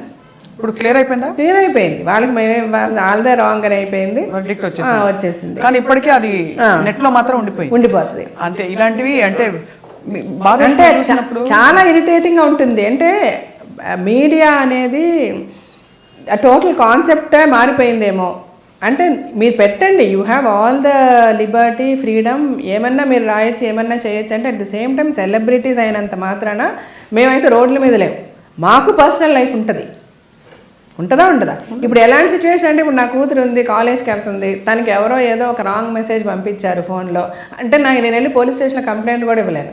బికాజ్ అది పెద్ద ఇష్యూ అయిపోతుంది భయం. అంతే. నెక్స్ట్ డే మొత్తం టీవీలో పేపర్లో జీవిత రాజశేఖర్ గారి కూతురు ఇట్లాగంటే, జీవిత రాజశేఖర్ అలాగంటే, జీవిత రాజశేఖర్ కూతురికి వచ్చిన మెసేజ్ ఇది ఎందుకు వచ్చింది, దీని వెనక ఎవరున్నారు, ఏమి అఫైర్స్ ఉన్నాయో, ఈ లెవెల్లో మొదలు పెడతారు కథలన్నీ. అంటే అట్లా వద్దు. అలాగే ఫ్యాక్ట్స్ తెలుసుకొని ఏదన్నా చేయండి మీరు. ఈ బతుకు జట్కా బండి కూడా అంతే. కరెక్ట్గా దాని తర్వాత ఏమైంది, ఆ న్యూస్ వచ్చిన కొన్ని రోజులకి నేను బతుకు జట్కా బండి మానేశానంటే మేము మానడం ఆల్రెడీ ఒక 2-3 months నుంచి నడుస్తుంది. బికాజ్ రాజశేఖర్ గారిది కొత్త మూవీ స్టార్ట్ అయింది, PSV గరుడవేగ అని, ప్రవీణ్ సప్తార్ గారి డైరెక్షన్లో. దానికి ప్రొడ్యూసర్స్ మా ఫ్రెండ్స్, అంటే రాజశేఖర్ గారి ఫాదర్స్ ఫ్రెండ్స్, వాళ్ళు చెన్నై వాళ్ళకి తెలుగు ఇండస్ట్రీ అంత తెలియదు. So they got in to movie making and వాళ్ళు ఏంటంటే మొత్తం నేనే చూసి పెట్టాలన్న కాన్సెప్ట్తో వచ్చారు. సో ఇదంతా జరుగుతున్నప్పుడు ఈ 2-3 months నేను ఫుల్ బిజీ ఉంటాను. సో నేను షూట్కి అటెండ్ కాలేను వాళ్ళకి. అట్లీస్ట్ నేను ఆ షోకి కంటిన్యూ చేయాలంటే మినిమం వీక్లీ 2 days అనే షూట్ చేయాలి. So which is not possible అని చెప్పి నేను వాళ్ళకి ముందు నుంచే చెప్తూ ఉన్నాను. ఒక 1 month ముందు నుంచే డిస్కషన్ జరుగుతూ ఉంటుంది. మధ్యలో ఇది అయ్యింది. తర్వాత నేను మానేసి నేను జార్జియా వెళ్ళిపోయాను. వాళ్ళు ఆల్టర్నేటివ్ మన గీత గారితో చేస్తున్నారనమాట. మళ్ళీ నేను వచ్చిన తర్వాత టైం చూసుకొని చేస్తానని. ఇంక మళ్ళీ దీని మీద కూడా మొత్తం మీడియాలో ఏంటి కేసు వచ్చింది కాబట్టి జీవిత గారిని తీసేసి గీత గారిని పెట్టారు, లేదా జీవిత గారు ఎక్కువ డబ్బులు అడిగారు. ఏంటి వీళ్ళందరూ వచ్చి నా ఇంట్లో చూసినట్టే. ఎవడు చూశాడు, ఎవడు చెప్పాడు, ఎవరు చేశారంటే ఇద్దరు డిస్కస్ చేసుకుంటారు కదా మీరు డాక్టర్ గారు? చేసుకుంటాను. అది ఒక్కొక్కసారి ఇంతకుముందు అనిపించేసరి వీటికి కౌంటర్ ఇవ్వాలా అని మళ్ళీ చిచ్చి ఎవడో ఏదో వాక్కున్నాను మనం కౌంటర్ ఏంటి ఎట్లా పోతే అట్లా మీరే అడ్వైజర్స్ బయట వాళ్ళు మీ ఫ్యామిలీ కూడా? మాకే అడ్వైజర్స్, మేమే. నాకు రాజశేఖర్ గారికి నేను. అవును. కానీ ఎప్పుడైనా డాక్టర్ గారు మిమ్మల్ని షాప్కి తీసుకెళ్ళి చేరుకొని పెట్టారా? ఎప్పుడు ఆయనే కొంటారు. సెలెక్ట్ చేస్తారా? నేను కట్టే ప్రతిసారి రాజశేఖర్ గారు సెలెక్ట్ చేయాల్సిందే అన్నీ. అసలు ఏది కూడా తను సెలెక్ట్ చేయని చీర నేను కట్టుకుంటే వెంటనే నాకు తెలిసిపోతుంది. ఎప్పుడైనా మా చెల్లి వాళ్ళు ఏదైనా గిఫ్ట్ చేశారనుకోండి, అది మామూలు బ్లౌజ్ కుట్టించి నేను కట్టుకుంటే ఈ చీర నేను సెలెక్ట్ చేయలేదా అంటారు. అంత గుర్తుంటుంది దానికి. అబ్బా, వెరీ రేర్ క్వాలిటీ. అవును, చాలా మంది చెప్తారు అనమాట. నేను నా ఫ్రెండ్స్ చాలా మంది నీ చీర చాలా బాగుంది, ఎలాగ ఎక్కడ వెళ్ళి కొనుక్కున్నావు, ఎవరు సెలెక్ట్ చేస్తారంటే మా ఆయన్ని తీసుకెళ్ళండి అని చెప్తాను నేను. సెలెక్షన్ మరి తనే చేస్తారు. అంటే అది ఎట్లా ఇప్పుడు నార్మల్గా ఎప్పుడంటే మనం చీరలు కొనుక్కోవడం ఎట్లా ఉంటుంది, ఎప్పుడైనా వెళ్ళి 1-2 డబ్బులు ఉన్నప్పుడు వెళ్తాం, కొంటాం, చూస్తాం, అట్లా కదా. నాకు అట్లా ఉండదు. నా శారీ పర్చేసింగ్ అంతా ఎప్పుడు తనకి టైం ఉంటే అప్పుడు వెళ్తే ఒకేసారి ఒక 20 చీరలు, 15-20 శారీస్ అయితే 30 అట్లా కొనేస్తా తనకి నచ్చినవన్నీ. ఆ షాప్లో వెళ్తే చాలాసేపు ఒక 4-5 hours ఉంటాము. తనకి టైం ఉన్నప్పుడు వెళ్ళి తనకి నచ్చిన శారీస్ అన్ని కొనేస్తారు అనమాట. అట్లా నాది కాన్స్టెంట్ షాపింగ్ ఉండదు. వన్స్ ఇన్ కొనేస్తారు. అలా మీరు కూడా ఆయన కోసం షాప్ చేస్తారా? ఆయన సెలెక్షన్ అంటే ఇద్దరమే కలిసే వెళ్తాం మోస్ట్లీ. లేదు నేను ముందు వెళ్ళి సెలెక్ట్ చేసి పెట్టాక తను వచ్చి చూస్తారు. మోస్ట్లీ మా ఇద్దరి టేస్ట్ ఒకేలా ఉంటుంది. శారీస్ అవనివ్వండి తన. ఎలా డిస్క్రైబ్ చేస్తారు మీ ఇద్దరి బంధాన్ని? బికాస్ ఇట్స్ మామూలు భార్యాభర్తల మధ్య ఉండే బంధం కంటే చాలా డీప్. అవునండి, నాకు నిజంగా I have no word to describe. చాలా మంది అడుగుతారు నన్ను, చాలా ఒక్కసారైనా హ్యావ్ యు ఫాట్ అంటే మెనీ టైమ్స్ ఈ fights with me, I never fight. అదే చెప్తా కదా, when both hands join only fight. So when the other hand is not there, ఈ హ్యాండ్ అండ్ సేఫ్ ఫైట్ అంటే తనకి ఎట్లా అంటే బేసికల్గా ఎవరు ఏం తప్పు చేసినా కూడా first he will hit it on me. ఎందుకంటే తను మొత్తం నా మీదే డిపెండ్ అవుతారు. ఏదున్నా తనకి ఏం కావాలన్నా నాతోనే చెప్తారు, ఏం చేయాలన్నా నేనే చేయాలి. సో రాజశేఖర్ గారు ఇంకోటి ఏంటంటే ఆయన చాలా పర్ఫెక్షనిస్ట్. 1కి 10 సార్లు చెప్తారు, ఇంకా మళ్ళీ 11th టైం మిస్టేక్ చేస్తే మటుకు తనకు చాలా కోపం వస్తుంది. హీస్ లిటిల్ షార్ట్ టెంపర్డ్ కూడా. తనకి ఏంటంటే రిపీటెడ్గా మిస్టేక్స్ చేస్తే ఒకసారి చెప్తావు, 2 సార్లు చెప్తావు, 3 సార్లు చెప్తారు. దెన్ ఇన్నిసార్లు చెప్పిన తర్వాత కూడా ఆ మిస్టేక్ ఎందుకు జరుగుద్ది? ఆయన పాడని చేయలేరు, దానికి చాలా కోపం వస్తుంది. బట్ నేనేంటంటే మిస్టేక్ ఎంత మీరు చెప్పినా నేను క్వైట్ ఆపోజిట్గా బిలీవ్ చేస్తా. మీరు ఎంత చెప్పండి, ఎన్నిసార్లు మీరు కరెక్ట్ చేయండి, 4 సార్లు కరెక్ట్గా చేస్తారో 5వ సారి ఏదో మిస్టేక్ చేస్తారు. అది పని వాళ్ళు అవనివ్వండి, ఎవరవనివ్వండి. That's like human tendency. అది that is what is the fact. ఆ ఫ్యాక్ట్ మనం యాక్సెప్ట్ చేస్తే మనం పీస్ఫుల్గా ఉండొచ్చు. పని వాళ్ళు పని అవనివ్వండి, ఏదో అవనివ్వండి. బయట ఎంత అమేజింగ్ క్వాలిటీస్ అండి మీరు చెప్తున్నవి. One is being a strong woman. Strong అని మనం ఒకే ప్రకటనలో బీ స్ట్రాంగ్ అని మనం కొటేషన్స్ చూస్తాం ఫేస్బుక్ లో. You are actually living example. ఒకటి మీ ఫ్రెండ్స్ ని మా ఆయన్ని షాపింగ్ తీసుకెళ్ళండి అని వదిలేస్తారు.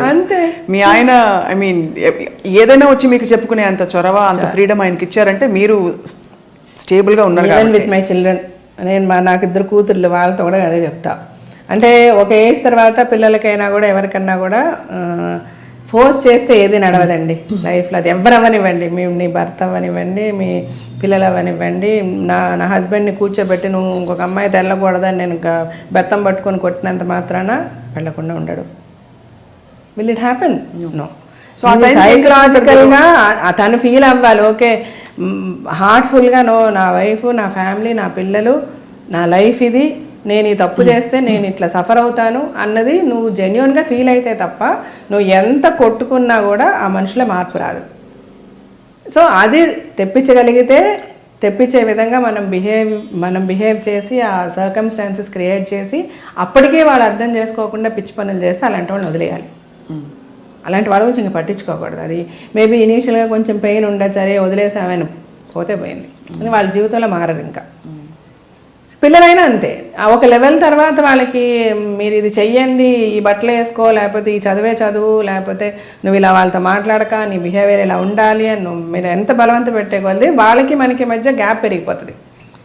ఆ తర్వాత నుంచి వాళ్ళు they start lying to us, మనకు అబద్ధాలు చెప్పడం మొదలు పెడతారు. ఆ పరిస్థితి మనకు కల్పించబడుతుంటారు. మమ్మీ ఓకే, అమ్మ ఒప్పుకోదు, నాన్న ఒప్పుకోడు, సరే ఇలా చెప్పి ఇలా చేద్దాం అన్నది క్రియేట్ చేసిన రోజు వాళ్ళు మన చేతుల్లోంచి వెళ్ళిపోయినట్టే. అదే వాళ్ళకి ఎలాంటి విషయమైనా పర్లేదు, నువ్వు నాతో చెప్పు అన్నట్టు క్రియేట్ చేయాలి. నువ్వు తప్పు చేసిన ఈ ఇష్యూలో నీకు తప్పైందిరా బంగారం, ఇట్లా చెయ్యొద్దురా, నువ్వు దీనివల్ల నువ్వు ఇట్లా సఫర్ అవుతున్నావు, ఇట్లా ప్రాబ్లం వచ్చింది నీకు, నెక్స్ట్ టైం దీని నుంచి ఎలాగ అవాయిడ్ అవ్వాలో చెప్పు, చూడు, ఆలోచించు, ఏదైనా ఉండి నన్ను అడుగు అంటే మన దగ్గరికి వస్తారు. So the first problem they get, we should be the first people what whom they approach. అంటే మన చైల్డ్కి ఒక ప్రాబ్లం వస్తే ఎవరిని వెళ్ళి కలవాలంటే ఫస్ట్ మమ్మీ డాడీని వెళ్ళి కలవగలగాలి. అలాంటి ఒక రిలేషన్షిప్ మనం క్రియేట్ చేసిన రోజు మన పిల్లలు సేఫ్గా ఉంటారు. లేని రోజు ఎట్లా మీరు ఎన్ని పెట్టండి, ఎన్ని చేయండి, హాస్టల్లో పెట్టండి, అమెరికా పంపించండి, లండన్ పంపించండి, చుట్టూ 10 మంది మార్షల్స్ని పెట్టండి, వాళ్ళని మనం సేవ్ చేయలేము. ఈ విజ్ఞత అంతా మీరు ఎలా సంపాదించారు? అంటే ఇన్వర్డ్ గైడెన్సా మీకు? నేను అదే ఇలా ఉండాలి, ఇలా తీరుగా ఉండాలని ప్రాక్టికల్ ఎక్స్పీరియన్సే నాకు. లుకింగ్ మై సరౌండింగ్స్, నా చుట్టుపక్కల ఏం జరుగుతుంది, సొసైటీలో ఏం జరుగుతుంది, ప్రపంచంలో ఏం జరుగుతుంది, నేను ఫేస్ చేసే ఇష్యూస్, వాటికి మనం డెఫినెట్గా ఏదో ఫస్ట్ పిల్లల్ని తిట్టేస్తాం, దానికి వాళ్ళు ఎలా రియాక్ట్ అవుతున్నారు, అదే పిల్లల్ని తిట్టడం లేదు, మంచిగా చెప్తున్నాం, దీనికి వాళ్ళు ఎలా రియాక్ట్ అవుతున్నారు, ఒక ఇదే వర్కౌట్ అవుతుంది వీళ్ళతో. సో ఇలాగే ఉందా మీ క్యారెక్టర్తో, ఈ క్యారెక్టర్ ఎట్లా బిహేవ్ చేస్తుంది, ఈ క్యారెక్టర్ బిహేవ్ ఇలా ఉంది కాబట్టి ఈ క్యారెక్టర్కి ఇలా చెప్తేనే నడుస్తుంది అని అలాగే అంతే అంతే సింపుల్. ఒకలా చూస్తే చాలా డీప్ ఫిలాసఫీ ఇంత ప్రాక్టికాలిటీ మీరు పాటించేది.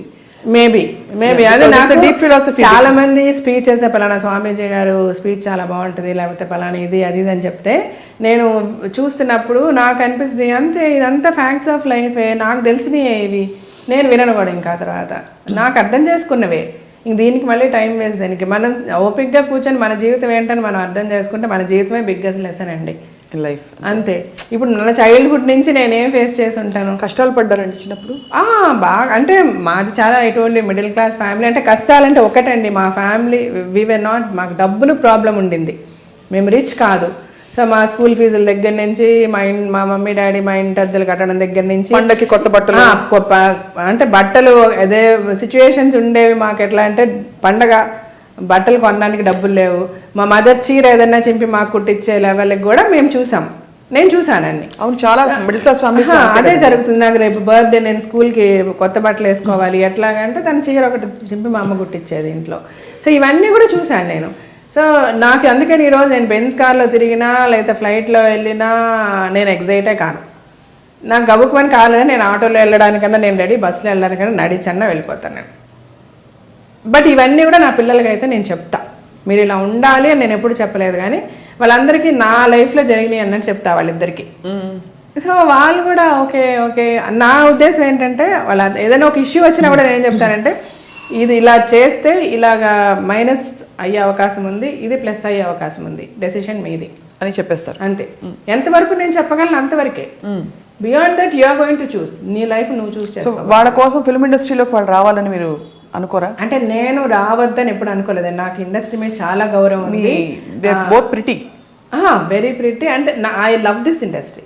రాజశేఖర్ గారికి కానీ నాకు కానీ ఇండస్ట్రీ చాలా ఇష్టం. ఈరోజు రాజశేఖర్ గారు జీవిత గారు అని అందరూ మాట్లాడుతున్నారంటే ఇండస్ట్రీనే కారణం. అండ్ దీనికంటే గొప్ప ఇండస్ట్రీ లేదు. మా పిల్లలు యాక్ట్ చేస్తామంటే కాదనే ఇది కూడా మాకేమీ లేదు.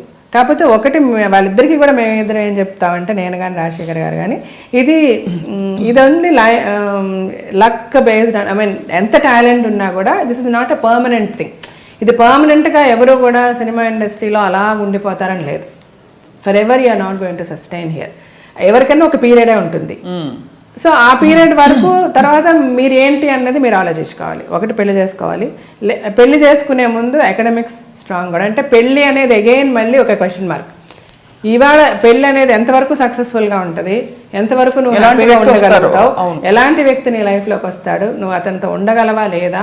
అలా లేదు అన్నప్పుడు నీకు ఎప్పుడు కూడా you should be strong enough. నువ్వు బయటకు వస్తే I can live my life, రేపు నేను ఉన్నా లేకపోయినా. నీ పేరెంట్స్ అంటే we're not permanent, one time you're going to lose us. అప్పుడు మీరిద్దరే ఉంటారు,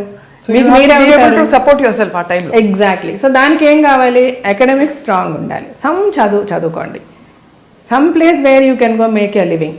మన దగ్గర మన వెనకుంటే డబ్బులు కూడా పర్మనెంట్ కాదు. ఈరోజు ఒక డీషా బిల్డింగ్ ఉందో, లేకపోతే ఇంకో చోట ఇంకోటి ఉందో, డాడీ డబ్బులు సంపాదిస్తున్నారో, మమ్మీ అడిగితే ఏదైతే అది కొనిస్తుందో, ఇవి కూడా పర్మనెంట్ కాదు. ఇది మమ్మీ డాడీ ఉన్నంత వరకు. ఆ తర్వాత ఏంటి అంటే మీకు మీరే. సో అది ఎప్పుడు కూడా స్ట్రాంగ్ ఉండాలి. కాబట్టి అకాడమిక్స్ స్ట్రాంగ్ చేసుకోండి, మీరు యాక్టింగ్ చేయాలంటే చేయండి, నో ప్రాబ్లం అని చెప్పాం. సో ఇద్దరు బాగా చదువుతారు.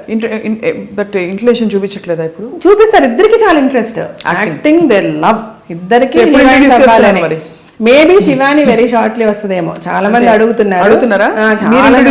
ప్రొడ్యూసర్ అంటే అలాగే ఎప్పుడు రాంగ్ అయిపోద్దేమో. మన పిల్ల మనం ఇంట్రడక్షన్ అంటే మనం రకరకాల అంత ఓపెన్ గా కరెక్ట్ గా దాని టాలెంట్ తీసుకురాలేమేమో, అది కూడా అంత ఓపెన్ గా ఉండలేదేమో. సో అందుకని బయట సినిమానే చేస్తుంది. చాలా మంది అడుగుతున్నారు. సో సబ్జెక్ట్స్ వింటున్నాము, మంచి స్క్రిప్ట్ వస్తే షీ విల్ డూ. అంటే తను మెడిసిన్ ఫస్ట్ ఇయర్ అయ్యేంత వరకు డిస్టర్బ్ చేయొద్దు అనుకున్నాము. ఇప్పుడు మెడిసిన్ సెకండ్ ఇయర్కి వచ్చేసింది. డాడీ ఫుడ్ స్టెప్స్ లో. డాడీ హోమియో డాక్టర్ కదా daddy? No, is an MBBS doctor but specialized in alternative medicine. Almost 19 years చదువుతున్నారు ఆయన ఆల్టర్నేటివ్ మెడిసిన్. నౌ హీ అంటే an alternative medicine degree college లండన్లో దాంట్లో కరెస్పాండెన్స్ లాగా ఎగ్జామ్ కూడా ప్రిపేర్ అవుతున్నారు. ఒకసారి నాకు మందు వేశారు డాక్టర్ గారు, ఫ్లవర్ మెడిసిన్ అని. అవును అవును. He believes a lot in the Bach flower therapy and Bach flower therapy. అదే వేశారు.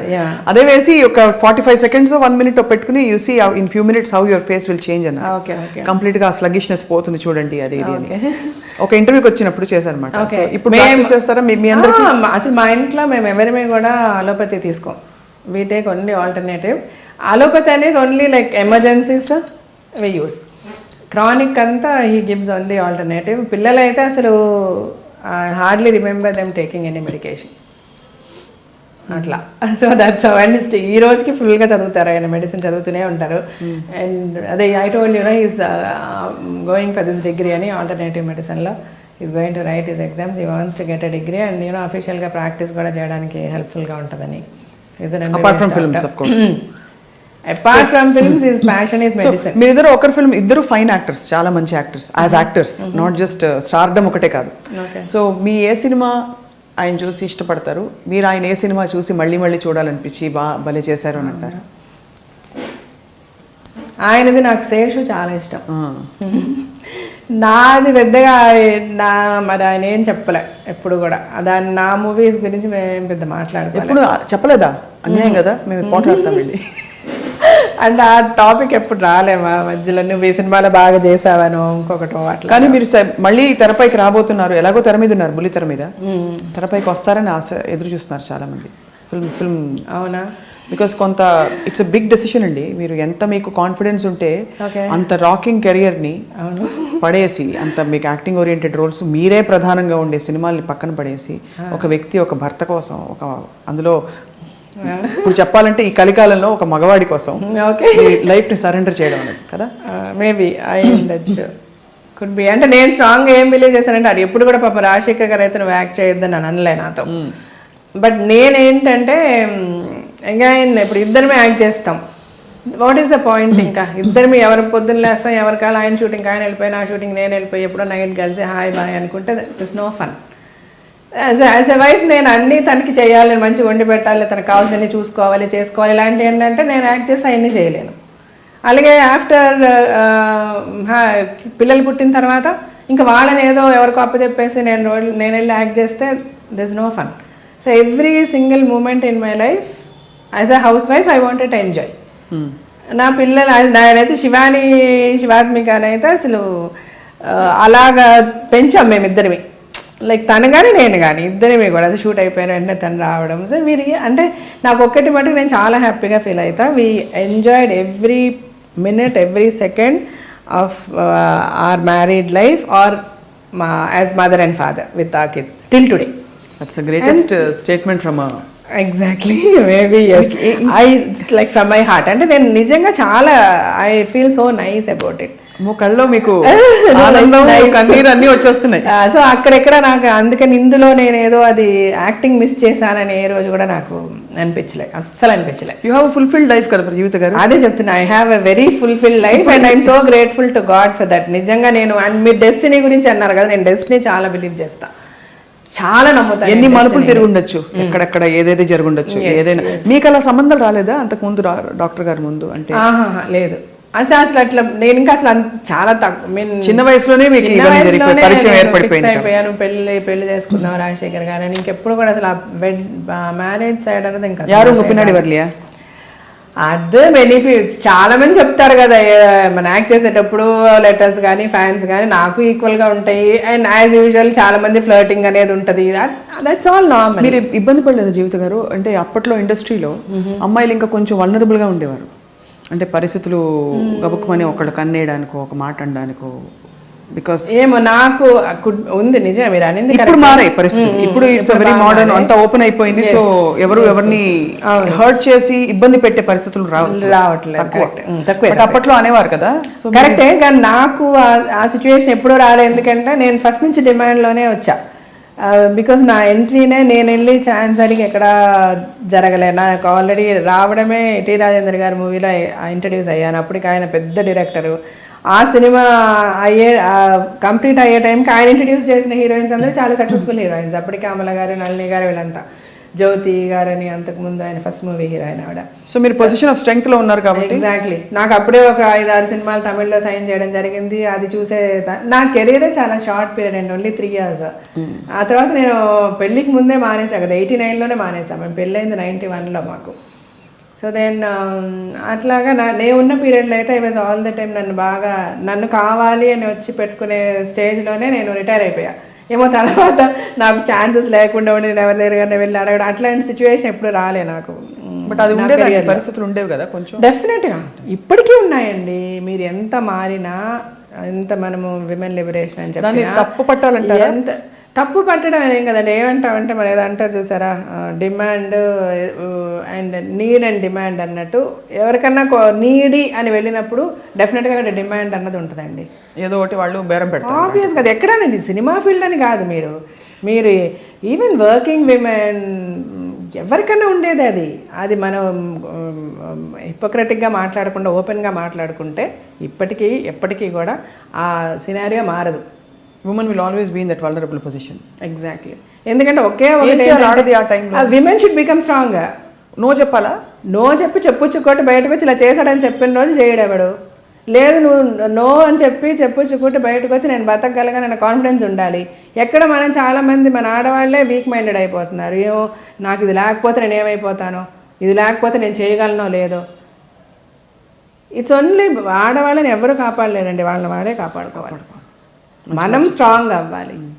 When you become strong there is nothing. ఈ ప్రపంచంలో ఏ శక్తి కూడా ఆపలేదు. అది మగ అవనివ్వండి, ఆడవనివ్వండి. ఆడవాళ్ళకి ఈ వీక్నెస్సే బిగ్గెస్ట్ ప్రాబ్లం. దాని నుంచి ఏ రోజైతే నువ్వు బయటపడతావు ఆ రోజు అక్కడ ఊరికనే ఆడవాళ్ళకి ఇది అయిపోతుంది, ఆడవాళ్ళకి అది కావాలి ఇది కావాలి అనే కంటే నువ్వు ఫస్ట్ సెల్ఫ్ స్ట్రాంగ్ అవ్వాలి. నువ్వు బయటకు వచ్చి నీ ప్రాబ్లమ్స్ చెప్పగలగాలి. నువ్వు బయటకు వచ్చి నీ ఇష్యూస్కి ఫైట్ చేసుకోగలగాలి. నిన్ను ఎవరో ఒకరు రేప్ చేసేసారన్నా కూడా తప్పు లేదు, నీ తప్పే. నేను ఎవడో రేప్ చేసినోడు బాధపడాలి, ఆడుగులు పోసుకోవాలి. What is your mistake? నీ తప్పే ఉంది అందులో. నువ్వు ఓపెన్గా వచ్చి మాట్లాడగలిగిన రోజు అందరూ నోరు మూసుకుంటారు. నీ గురించి ఎవడ మాట్లాడు. ఎదుటోడు మాట్లాడితే చెప్పు చూపించు, ఎందుకు మాట్లాడతాడు నీతో, why are you giving away. ఇది ఆడవాళ్ళల్లోనే ఈ మార్పు రావాలి, స్ట్రెంత్ రావాలి. అప్పుడే ఫుల్ ఫ్లెజ్డ్గా ఆడవాళ్ళకి యూనో న్యాయం జరుగుద్ది. రెండోది, ఇంకా ఇప్పటికీ కూడా ఎంత విమెన్ ఈక్వాలిటీ అని మాట్లాడినా ఏం చేసినా ఇప్పటికీ విమెన్ బిల్ పాస్ చేయడానికి ఎవరికి ధైర్యం లేదు. The men are not brave enough to give equal rights to women. వాళ్ళకి భయం. ఆడవాళ్ళు ఎక్కడ డామినేట్ చేసేస్తారు, కొంచెం చేస్తారు కూడా. అంటే బికాస్ ప్రతిభ చాలా ఉంది. ఇప్పుడు ఆడవాళ్ళకి మీరు చూడండి, సహనం ఉంటుంది, ఓర్పు, నేర్పరి, అన్ని. వాళ్ళు చేయలేనిది ప్రతిదీ నేర్చుకొని చేయగలరు. నేర్చుకొని చేస్తే వాళ్ళకంటే బెటర్గా చేస్తారు. కరెక్ట్. ఎందుకంటే వాళ్ళకున్న ఫికల్ మైండ్ అంటే వీళ్ళకు ఉండదు. అది ఫికల్ మైండ్ వీళ్ళకు ఉండదు. వాళ్ళకున్నంత వీక్నెసెస్ వీళ్ళకు ఉండవు ఆడవాళ్ళకి. ఎందుకంటే మనల్ని అలా పెంచారు మన పెద్దవాళ్ళు. Hats off to them. So ఇవన్నీ కూడా వాళ్ళకి భయం, ఫియర్ ఫ్యాక్టర్స్.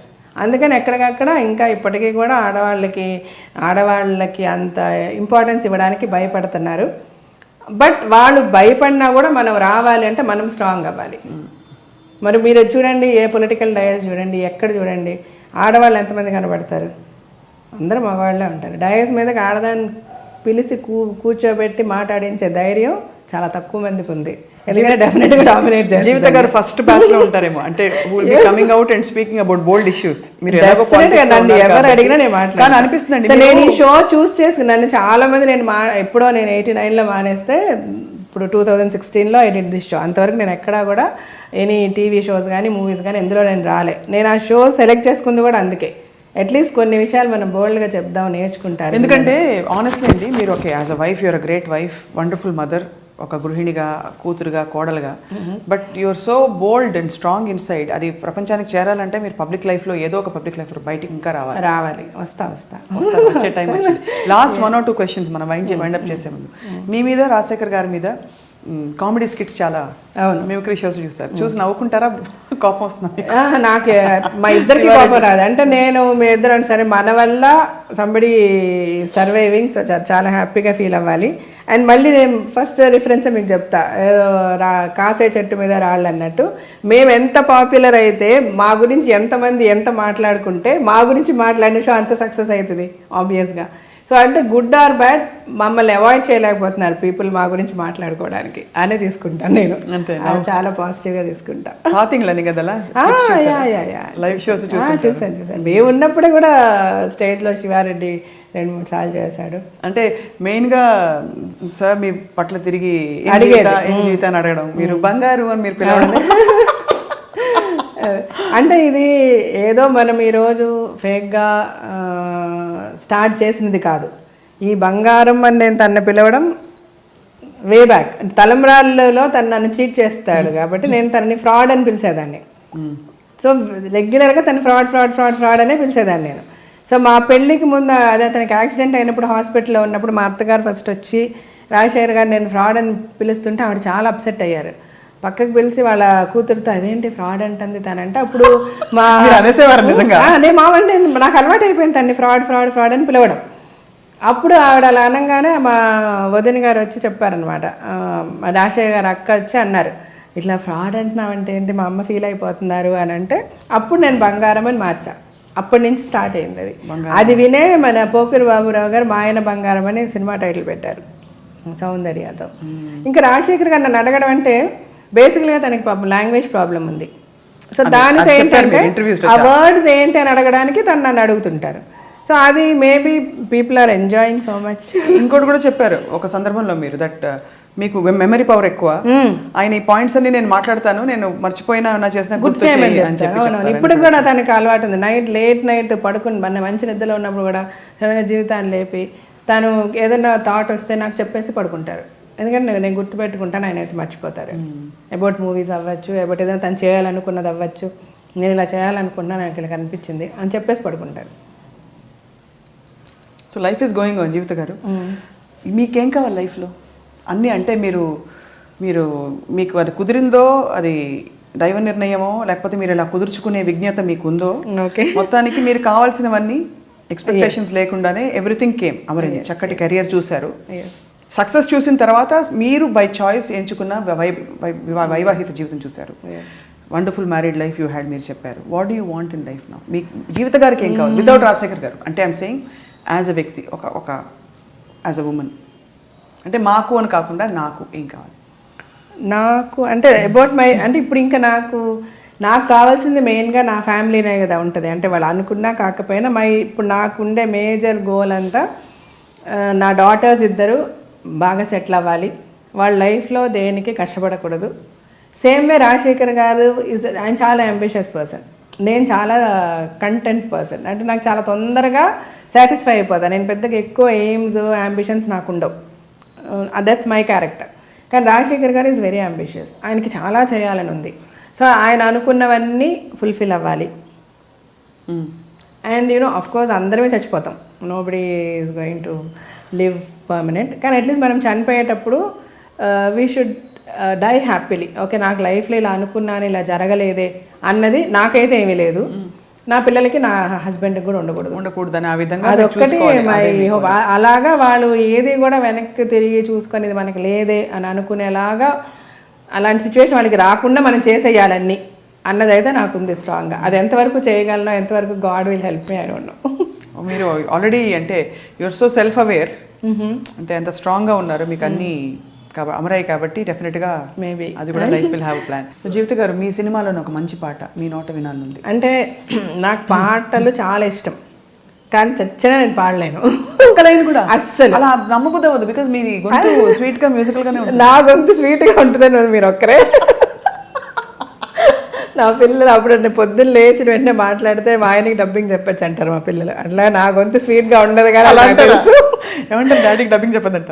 అవును, అలా నా గొంతు స్వీట్గా ఉంటుందని నాకు తెలుసు కానీ బట్ నాది డిఫరెంట్ వాయిస్, అంతవరకు ఐ కెన్ సే. ఎక్కడున్నా ఐడెంటిఫై చేస్తారు, ఎంతమందిలో ఉన్నా నేను మాట్లాడుతున్నానని. బట్ నా డాటర్స్ చాలా బాగా పాడతారు, ఇద్దరు కూడా. శివాని అని శివాత్మిక, ఇద్దరికి సంగీతం నేర్చుకుంటున్నారు. They Singh very well, they dance. నేను డాన్స్ చేయలే, నేను పాటలు పాడలేను రెండు, బట్ నా డాటర్స్ చాలా బాగా చేస్తారు. And they play instruments, keyboard and veena ఇవన్నీ ప్లే చేస్తారు. సో నాకు నచ్చినవన్నీ నా పిల్లలు చేస్తున్నారు కాబట్టి. వీణ వాయిస్తారా? మా పెద్దమ్మాయి వాయిస్తుంది వీణ. వావ్.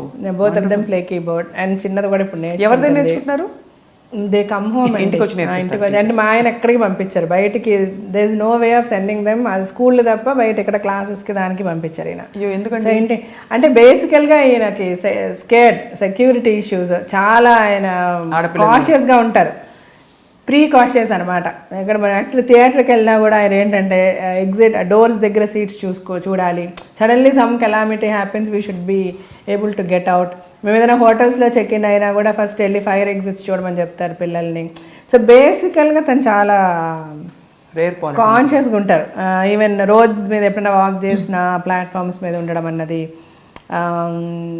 ఆపోజిట్ డైరెక్షన్లో వాక్ చేయాలి సో దట్ వెహికల్స్ ఎదరి నుంచి ఎలా వస్తున్నాయి ఏమన్నా తెలుస్తుంది. ఇట్లాంటివన్నీ చాలా ఉంటాయి. తను దిగేటప్పుడు వచ్చి రోడ్ సైడ్ దిగకూడదు, కార్లో అదర్ సైడే దిగాలి. 110% ఇంజన్ ఆఫ్ చేసి డ్రైవర్లో హ్యాండ్ బ్రేక్ వేస్తే కానీ కార్లోంచి దిగకూడదు.